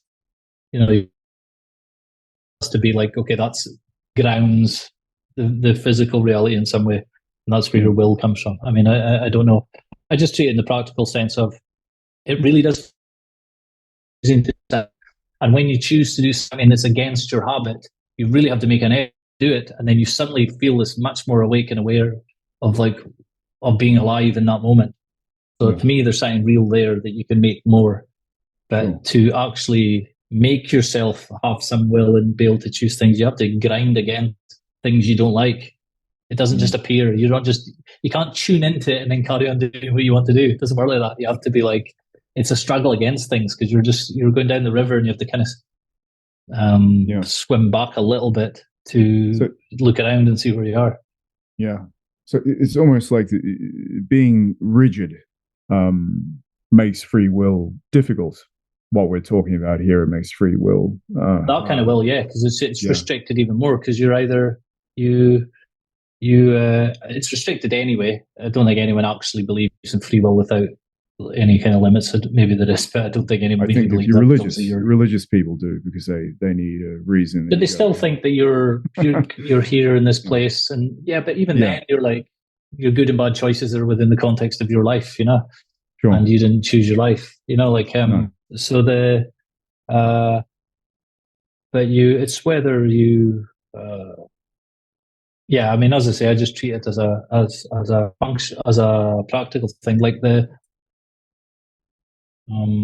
you can train this in movement practices. But before we get back to dancing, so like just in the posture movement practice I'm doing is you decide you want to create a certain structure. You look at yourself, you don't have that existing structure. Your ribs are in one place, your pelvis is in one angle, and things aren't like the structure you want. So you're deciding you want to look this other way. So what movements do I need to create this other structure? Then you plan them out, and then you try to do them, and then it works a little bit or it doesn't, and you soon come up against the difference between your will and reality. Reality isn't there just to go along with your will; it pushes against it. But you can try again. You try in different ways, and then you manage it a little bit better. So now you actually did will to happen, because you kept at it, but it didn't. It's not like doesn't just happen in a flash. You're willing. It's not separate from your movements and reality. It's in there somewhere. It's part of the process. That's how I view it. It's just part of the process. It's not outside the homunculus controlling it all. So I think that's just a useful way to look at it. Yeah, it is. But it doesn't mean I'm not making any ontological claims of what if this is the way it really is or whatever. It's just, to me, that's practically that is the simplest solution to dealing with it, because if you believe there is no will at all, you'll behave like that. You'll just be passive, and a lot of a lot of them do that. A lot of them get into the meditation, they just sit around glassy-eyed. You don't need to do anything; it's all just happening. Well, that's how you're willing just now to just see it. You're not. You could easily be doing something, and they are doing something. They're not. Rupert Spira's the most annoying person in this field. You get annoyed by him, do you? He really annoys me. Yeah, he started annoying me recently. Yeah, he's like one of these guys. He has logical errors, and also it's just the mentality of the main error he has is he says he's just looking at everything. I'm not an expert in him, so I might get his details wrong, but in general, this is right. Neither. I'm not. He thinks that he's just one of those guys where it's all just and everything. And if you just look, you'll see that everything's just arising in consciousness. There's a phrase, something like this. Well, everything is arising in consciousness. That's a concept. That's like he has an idea that there's this thing called consciousness, and all these things I'm experiencing now are arising within it. So he hasn't actually experienced what he's saying he's experienced directly. He's saying you can only experience the things directly, but then his idea, his way of describing it, he's breaking his own rule straight away. So you don't experience this thing called consciousness that you can't see that things are arising. Do you know what I mean? So he has a static one thing about his way of describing it. You can do those practices, and he had this, or at least a few years ago anyway. And he's another one of these guys where like there's no you, and it's just everything. It's just childish. It's childish because in a way, I think. And what they do, what annoys me most is him. He does this in a very but it's this very condescending way. It wasn't like when you're as advanced as me, you'll understand why you're wrong. You know what I mean? He's saying it. He doesn't say that off the top, but that's what he's getting at. You know, and it doesn't realize other people have the same realizations. They just don't believe that we're all the same thing because we're. Tell me what I'm thinking now. You don't know. You're not, you know, there's separation. We're separate. It's just the way it is. In that sense. And then in another sense, everything's like one thing. It's all just up. Like I get it all, you know. I find all because all they at some point you push up against them, and it's just like, yes, sure is experienced and is advanced, and then you wouldn't have these silly things. You know, that's what they mean. And I just think, no, you're just like, oh, it's stage one. There's a stage two. I have no idea what stage 3 or 4 is, but I'm certainly not going to go around telling people that there's no stage 3 and 4. You know. I just seen past what you're seeing now. I understand my worldview contains what you're saying, but has more. You know, it's like it's not that you're wrong. It's limited. So that's the way I see now is whether how restricted and how limited you have. So like if you by rigid things and being rigid, physically rigid, makes your thinking rigid and your feelings rigid too, and you know will affect each other, and it becomes this rigid system. A rigid, disintegrated system, and then the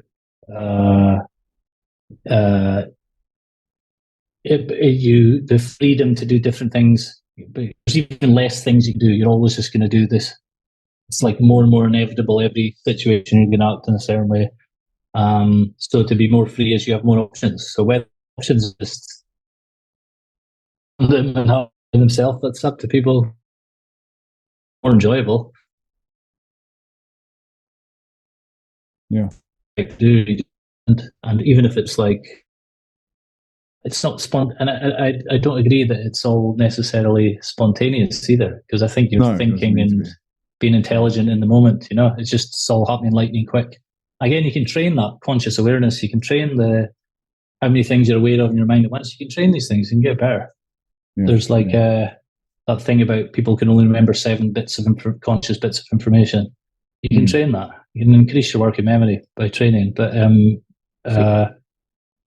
one wants to do it because it's boring. It is boring. I can confirm that.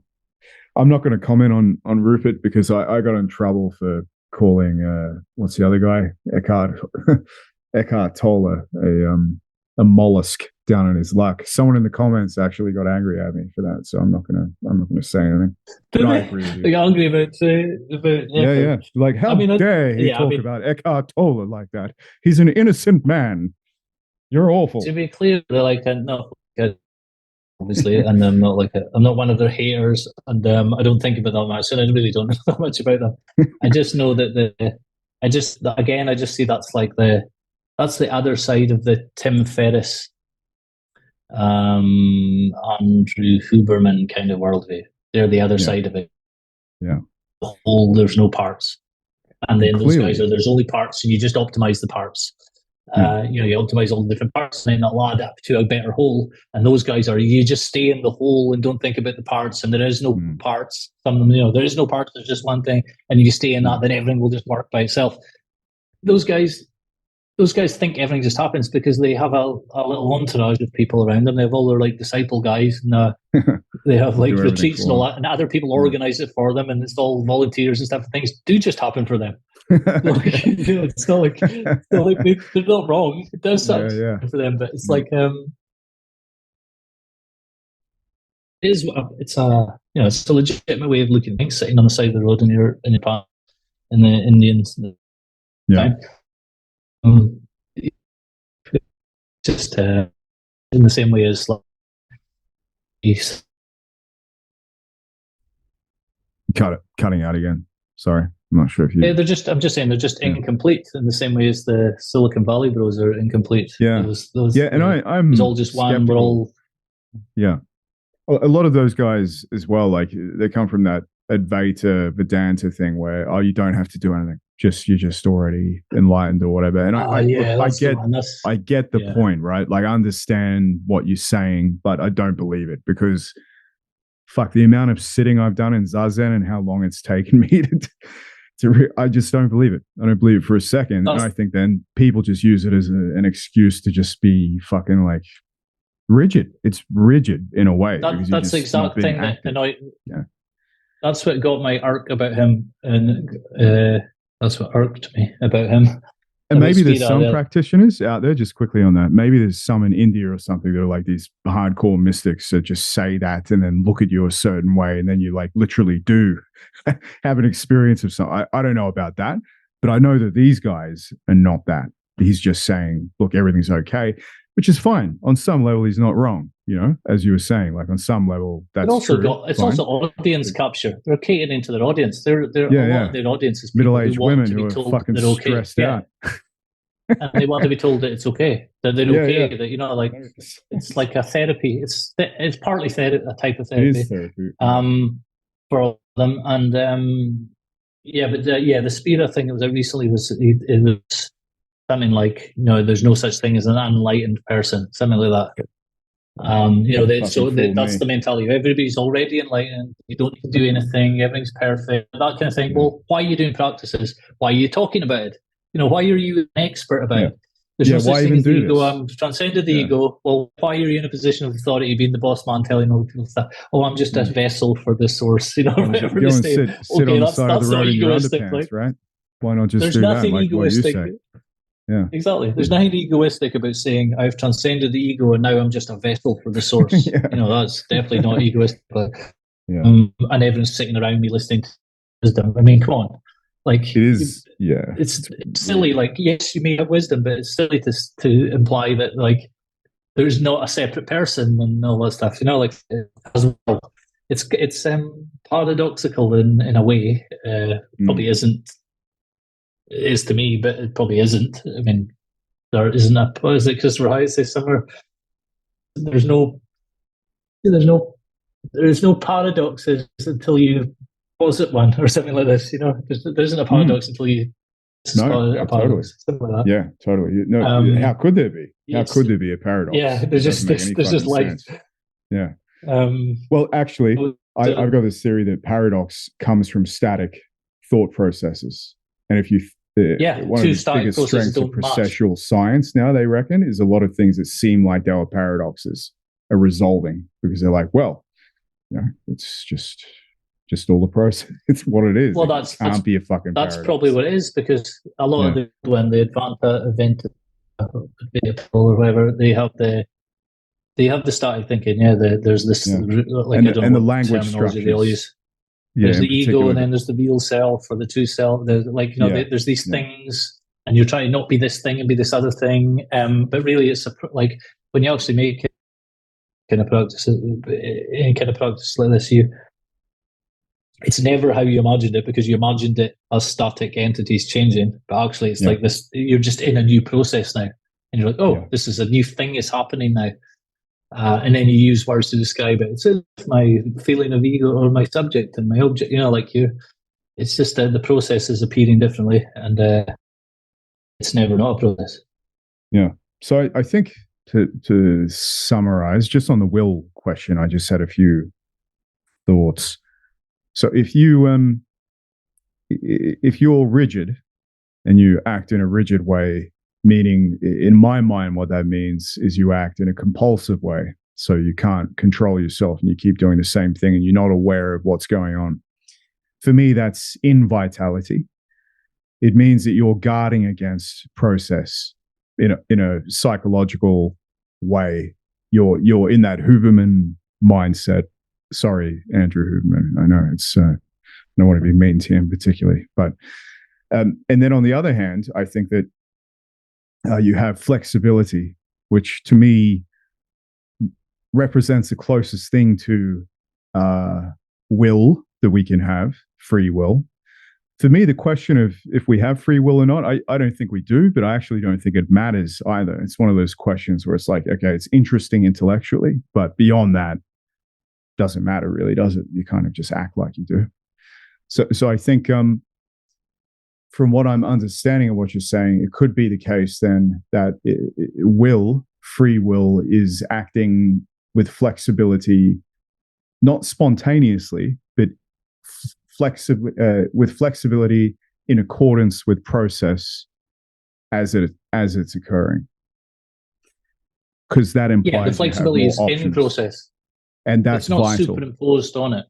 Yeah, and for me, that's the vitality. flexibility is within the process. Yeah, the process is more flexible, rather than you're like flexible on top of the process. You know, like when you think of it being inside the process, as the process. I mean, like everything's happening right now is part of the process, and you can kind of regulate.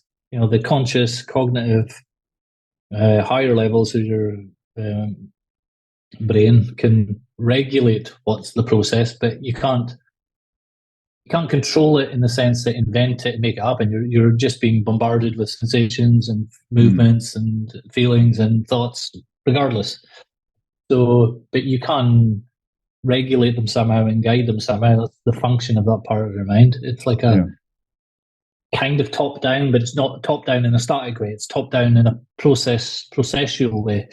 You know, it's like you're just kind of going round and round, or however you want to think of it. It's not superimposed from without, so you don't need any homunculus type stuff. But this is the process works differently. And for guys like us, we'll see it as working better when you have more options and you're doing things differently and you're not as rigid, you're not fixed.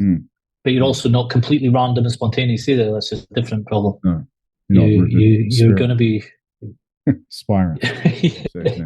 Sure. So I should really look him up to make sure I haven't mistaken any of his stuff, but I think I was.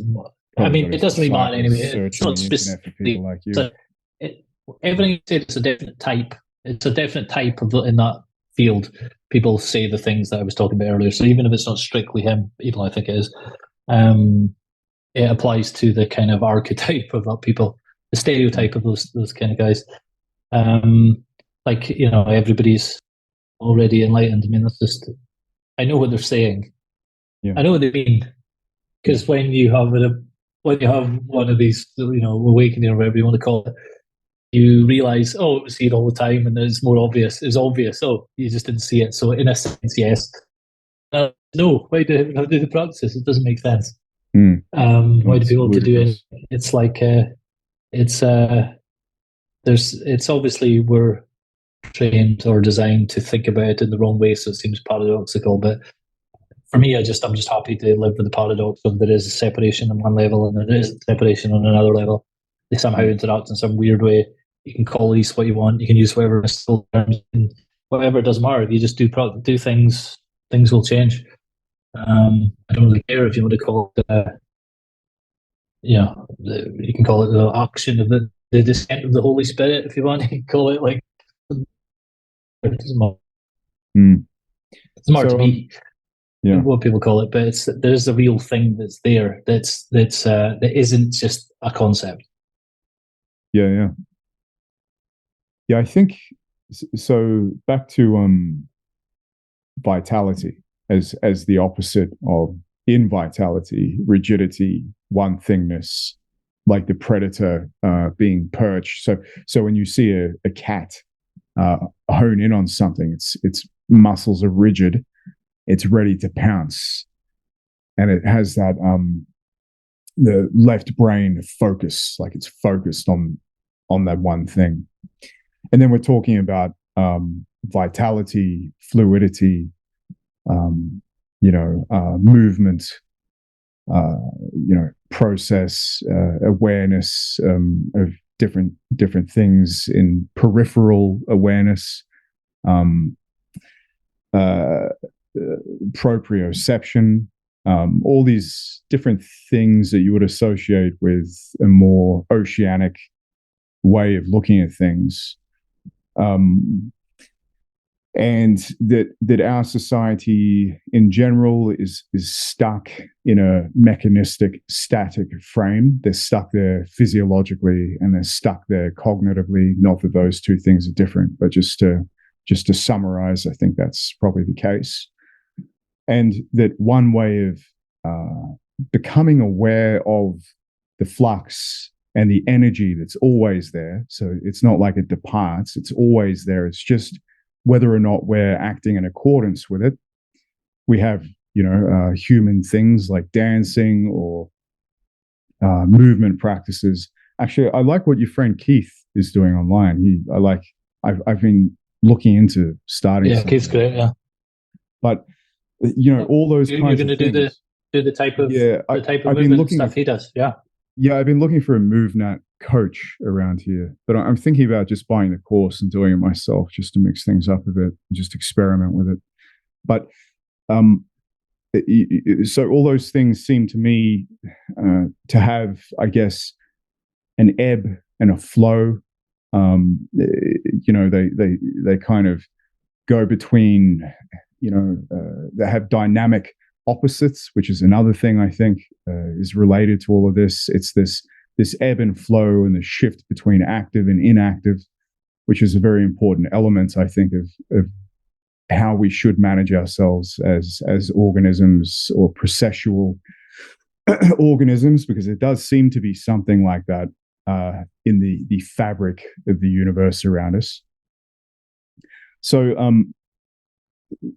this flexibility and this fluidity in the muscles and the body and the way that we move and our reactivity and our ability to face situations in a number of different ways.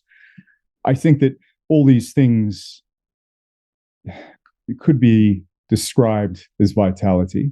And I think that vitality, when I think about it, is actually it's obvious to us, actually. We all know what it is, right?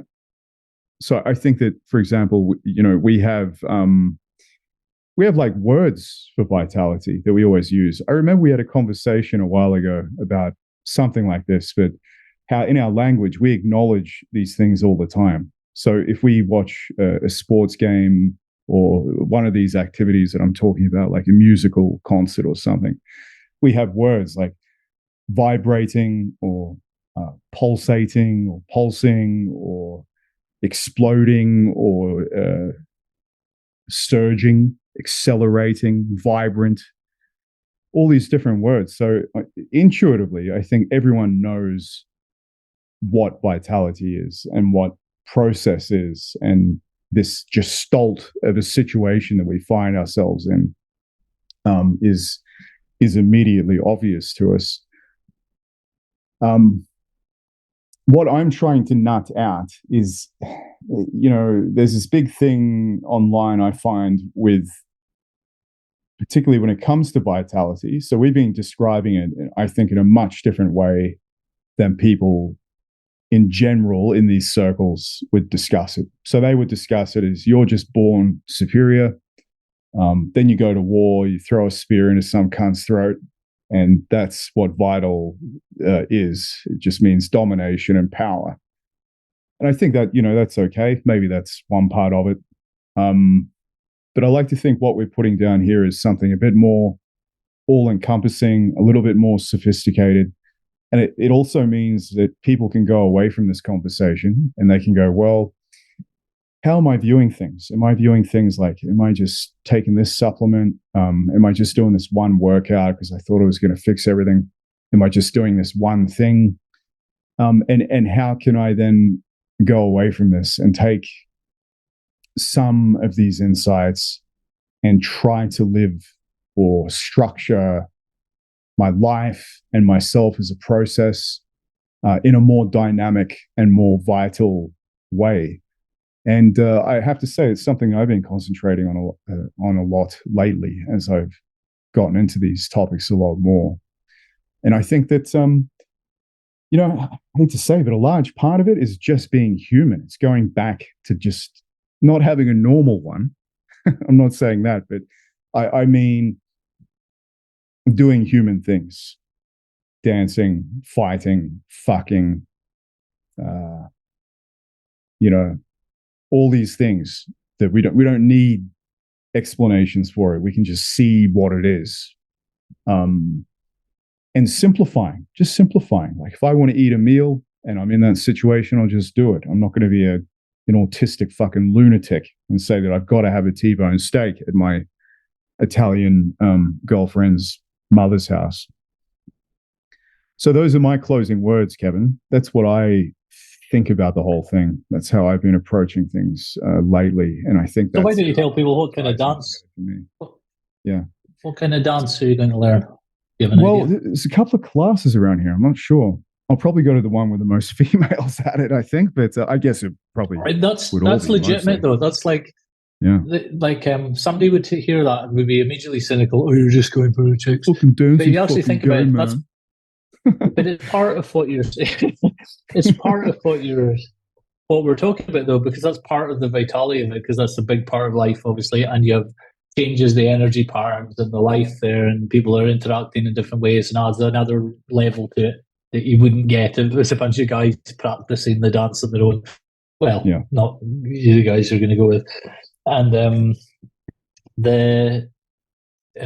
it's totally legitimate that this is like, it's not one thing. You're not going just to dance. But also, you're not going just to pick up chicks. Well, I mean, I know some people do, but they're not going to. They're losing a whole bunch of other stuff if it's just that. But by people kidding themselves on that there's not, even the term I was about to use is loaded, ulterior motives. But it's not really. It's complex motives. Do you know what I mean? Yeah.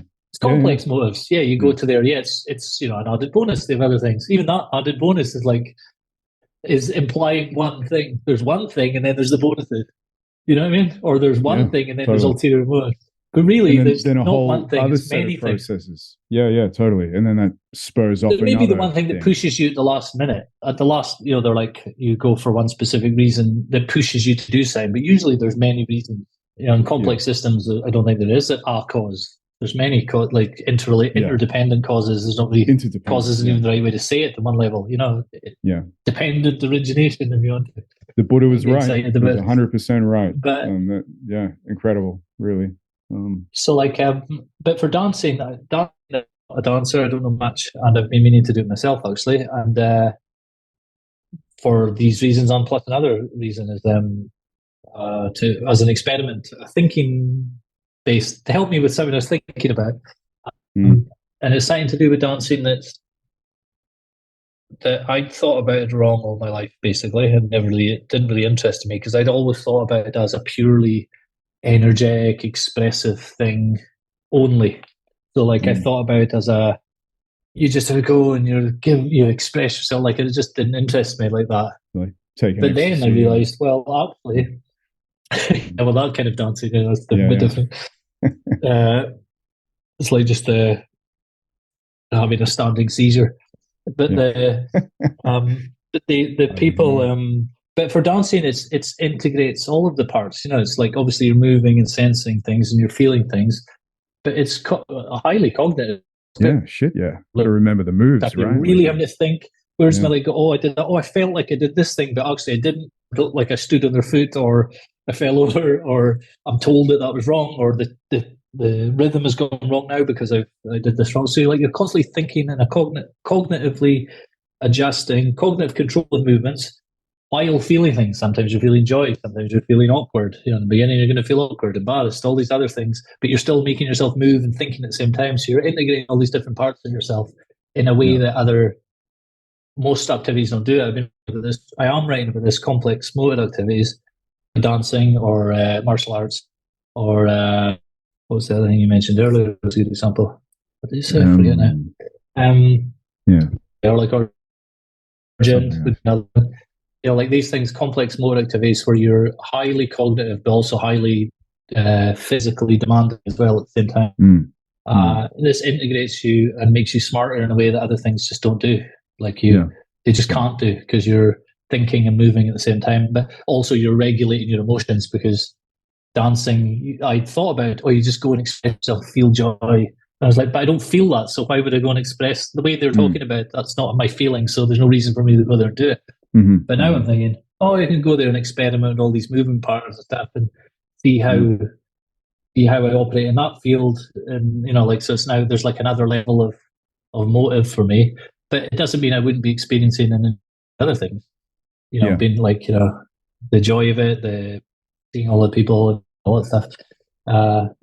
It's all part of the vitality. So my final words on it would be that vitality doesn't mean anti-intellectual.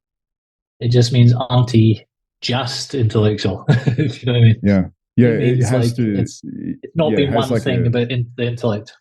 It's included. Yeah, exactly. It's part of the process because the intellect is should be a process. Because it comes out of practical thinking to solve problems and tool making and survival stuff. It's practical. It's like thinking to figure out in this situation, put these things together. Oh, it doesn't work. Try this way. Oh, that works. Do these things because this works. So I saw this thing happen, or we need to do this now because otherwise in the winter we'll starve. Like there's all these practical things, and then it's only recently all this has become separated from practical reality. You're just like thinking all these concepts floating around in space. And then wondering, how do they connect with reality? Well, they came from reality, and now they're divorced, and they're disconnected. So it's not like you can't put them back together, but you need a method. And dancing is a good one for that. You're putting together like thinking again with moving and certain martial arts when you're actually trying to get better. Do this. If you're thinking that you're just going to learn different combinations and they're going to be automatic reflexes and you don't need to think about it and they just happen like fucking Matrix or something, that's not. Then it won't happen. You have cognitive control over things and what you're focusing your attention on and what you're trying to get better at, and you're constantly regulating things and you're constantly analyzing what worked, what didn't work, and this all really happened really quickly in your mind. But if you do the practice long enough, you'll get clear of how much thinking you're actually doing. But dancing would be a great one right at the start when you're like trying to remember where to put your feet and the next movement is and stuff. And you're in this weird social situation. You're probably touching someone. Your hands are on this person you've only just met. Other people watching you. Loads of things involved. Really good for self-development stuff, and also practical. You may whisk your partner home after, who knows. Be like putty in my hands. I figured, I've always looked like a toy soldier when I dance, like I'm really inflexible. And I was thinking about it the other day, and I'm going, you should get over that. You should just go and try it out, and for all the reasons you've discussed here. So I think, well, you're tall, so you'll be the high status guy there. They'll want to dance with you. Maybe until they see me move, and maybe not.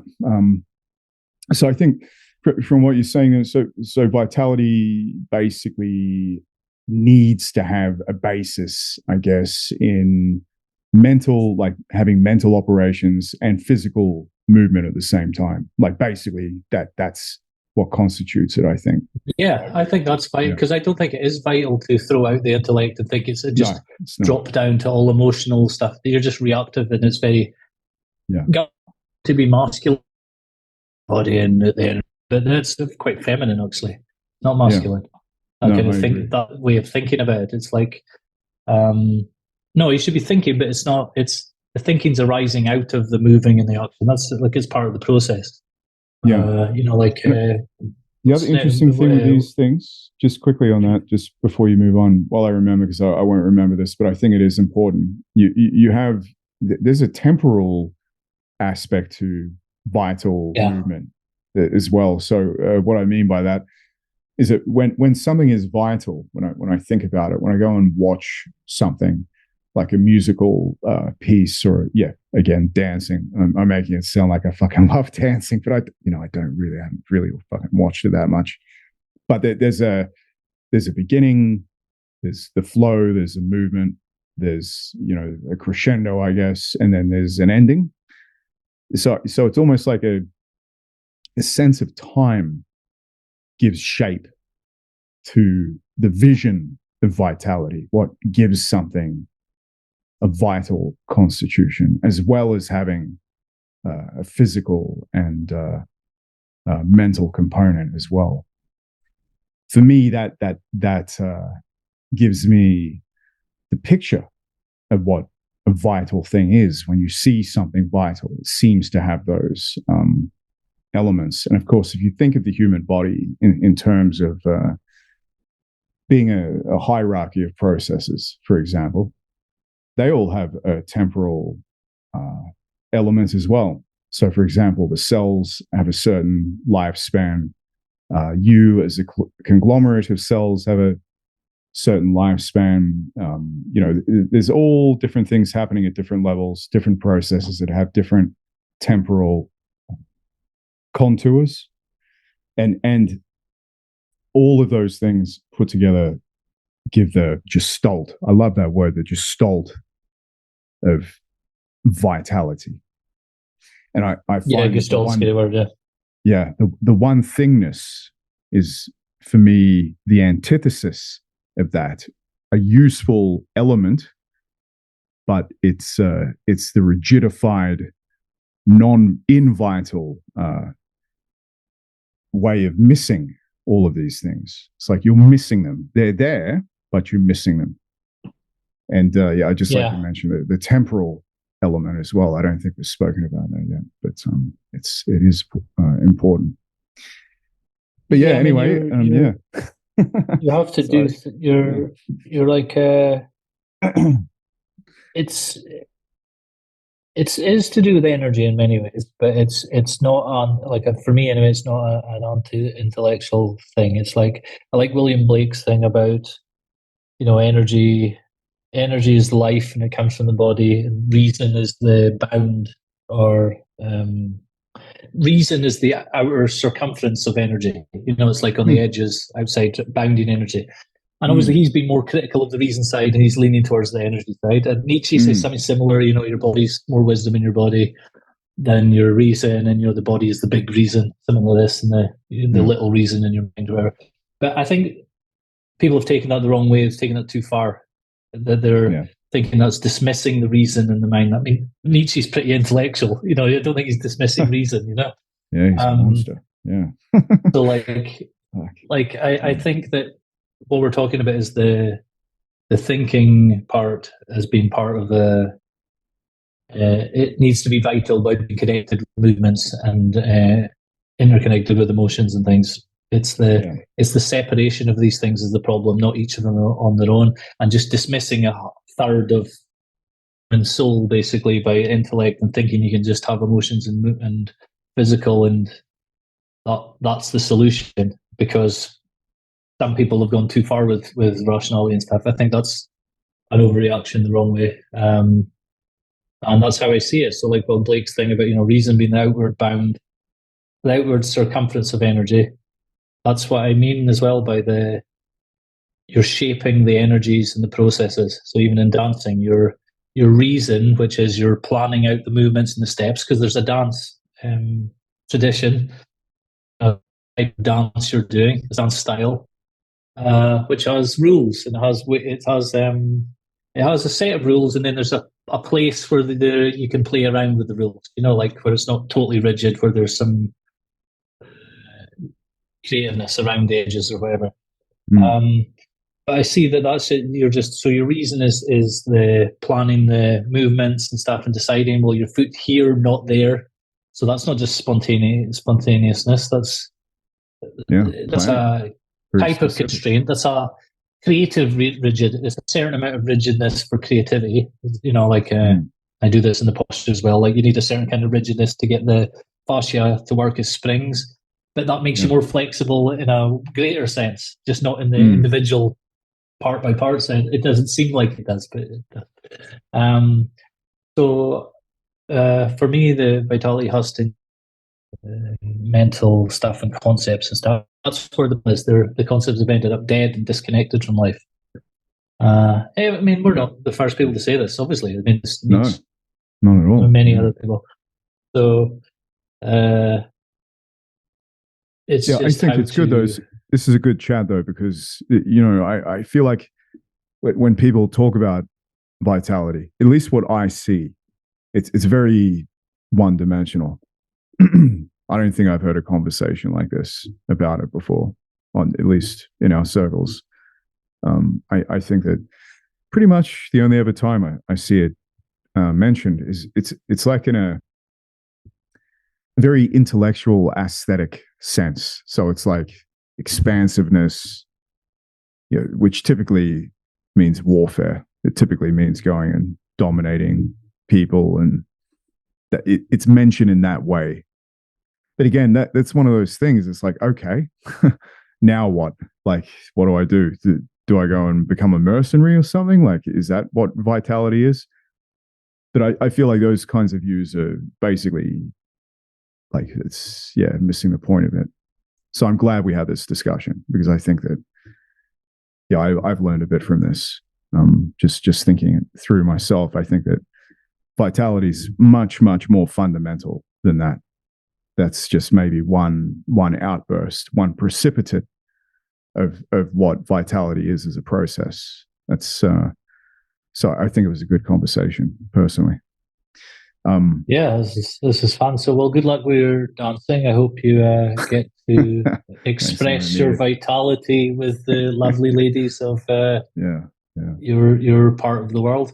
Knowing my luck, probably not with a bloke, mate. Knowing my luck. Well, you can be the tall toy soldier version.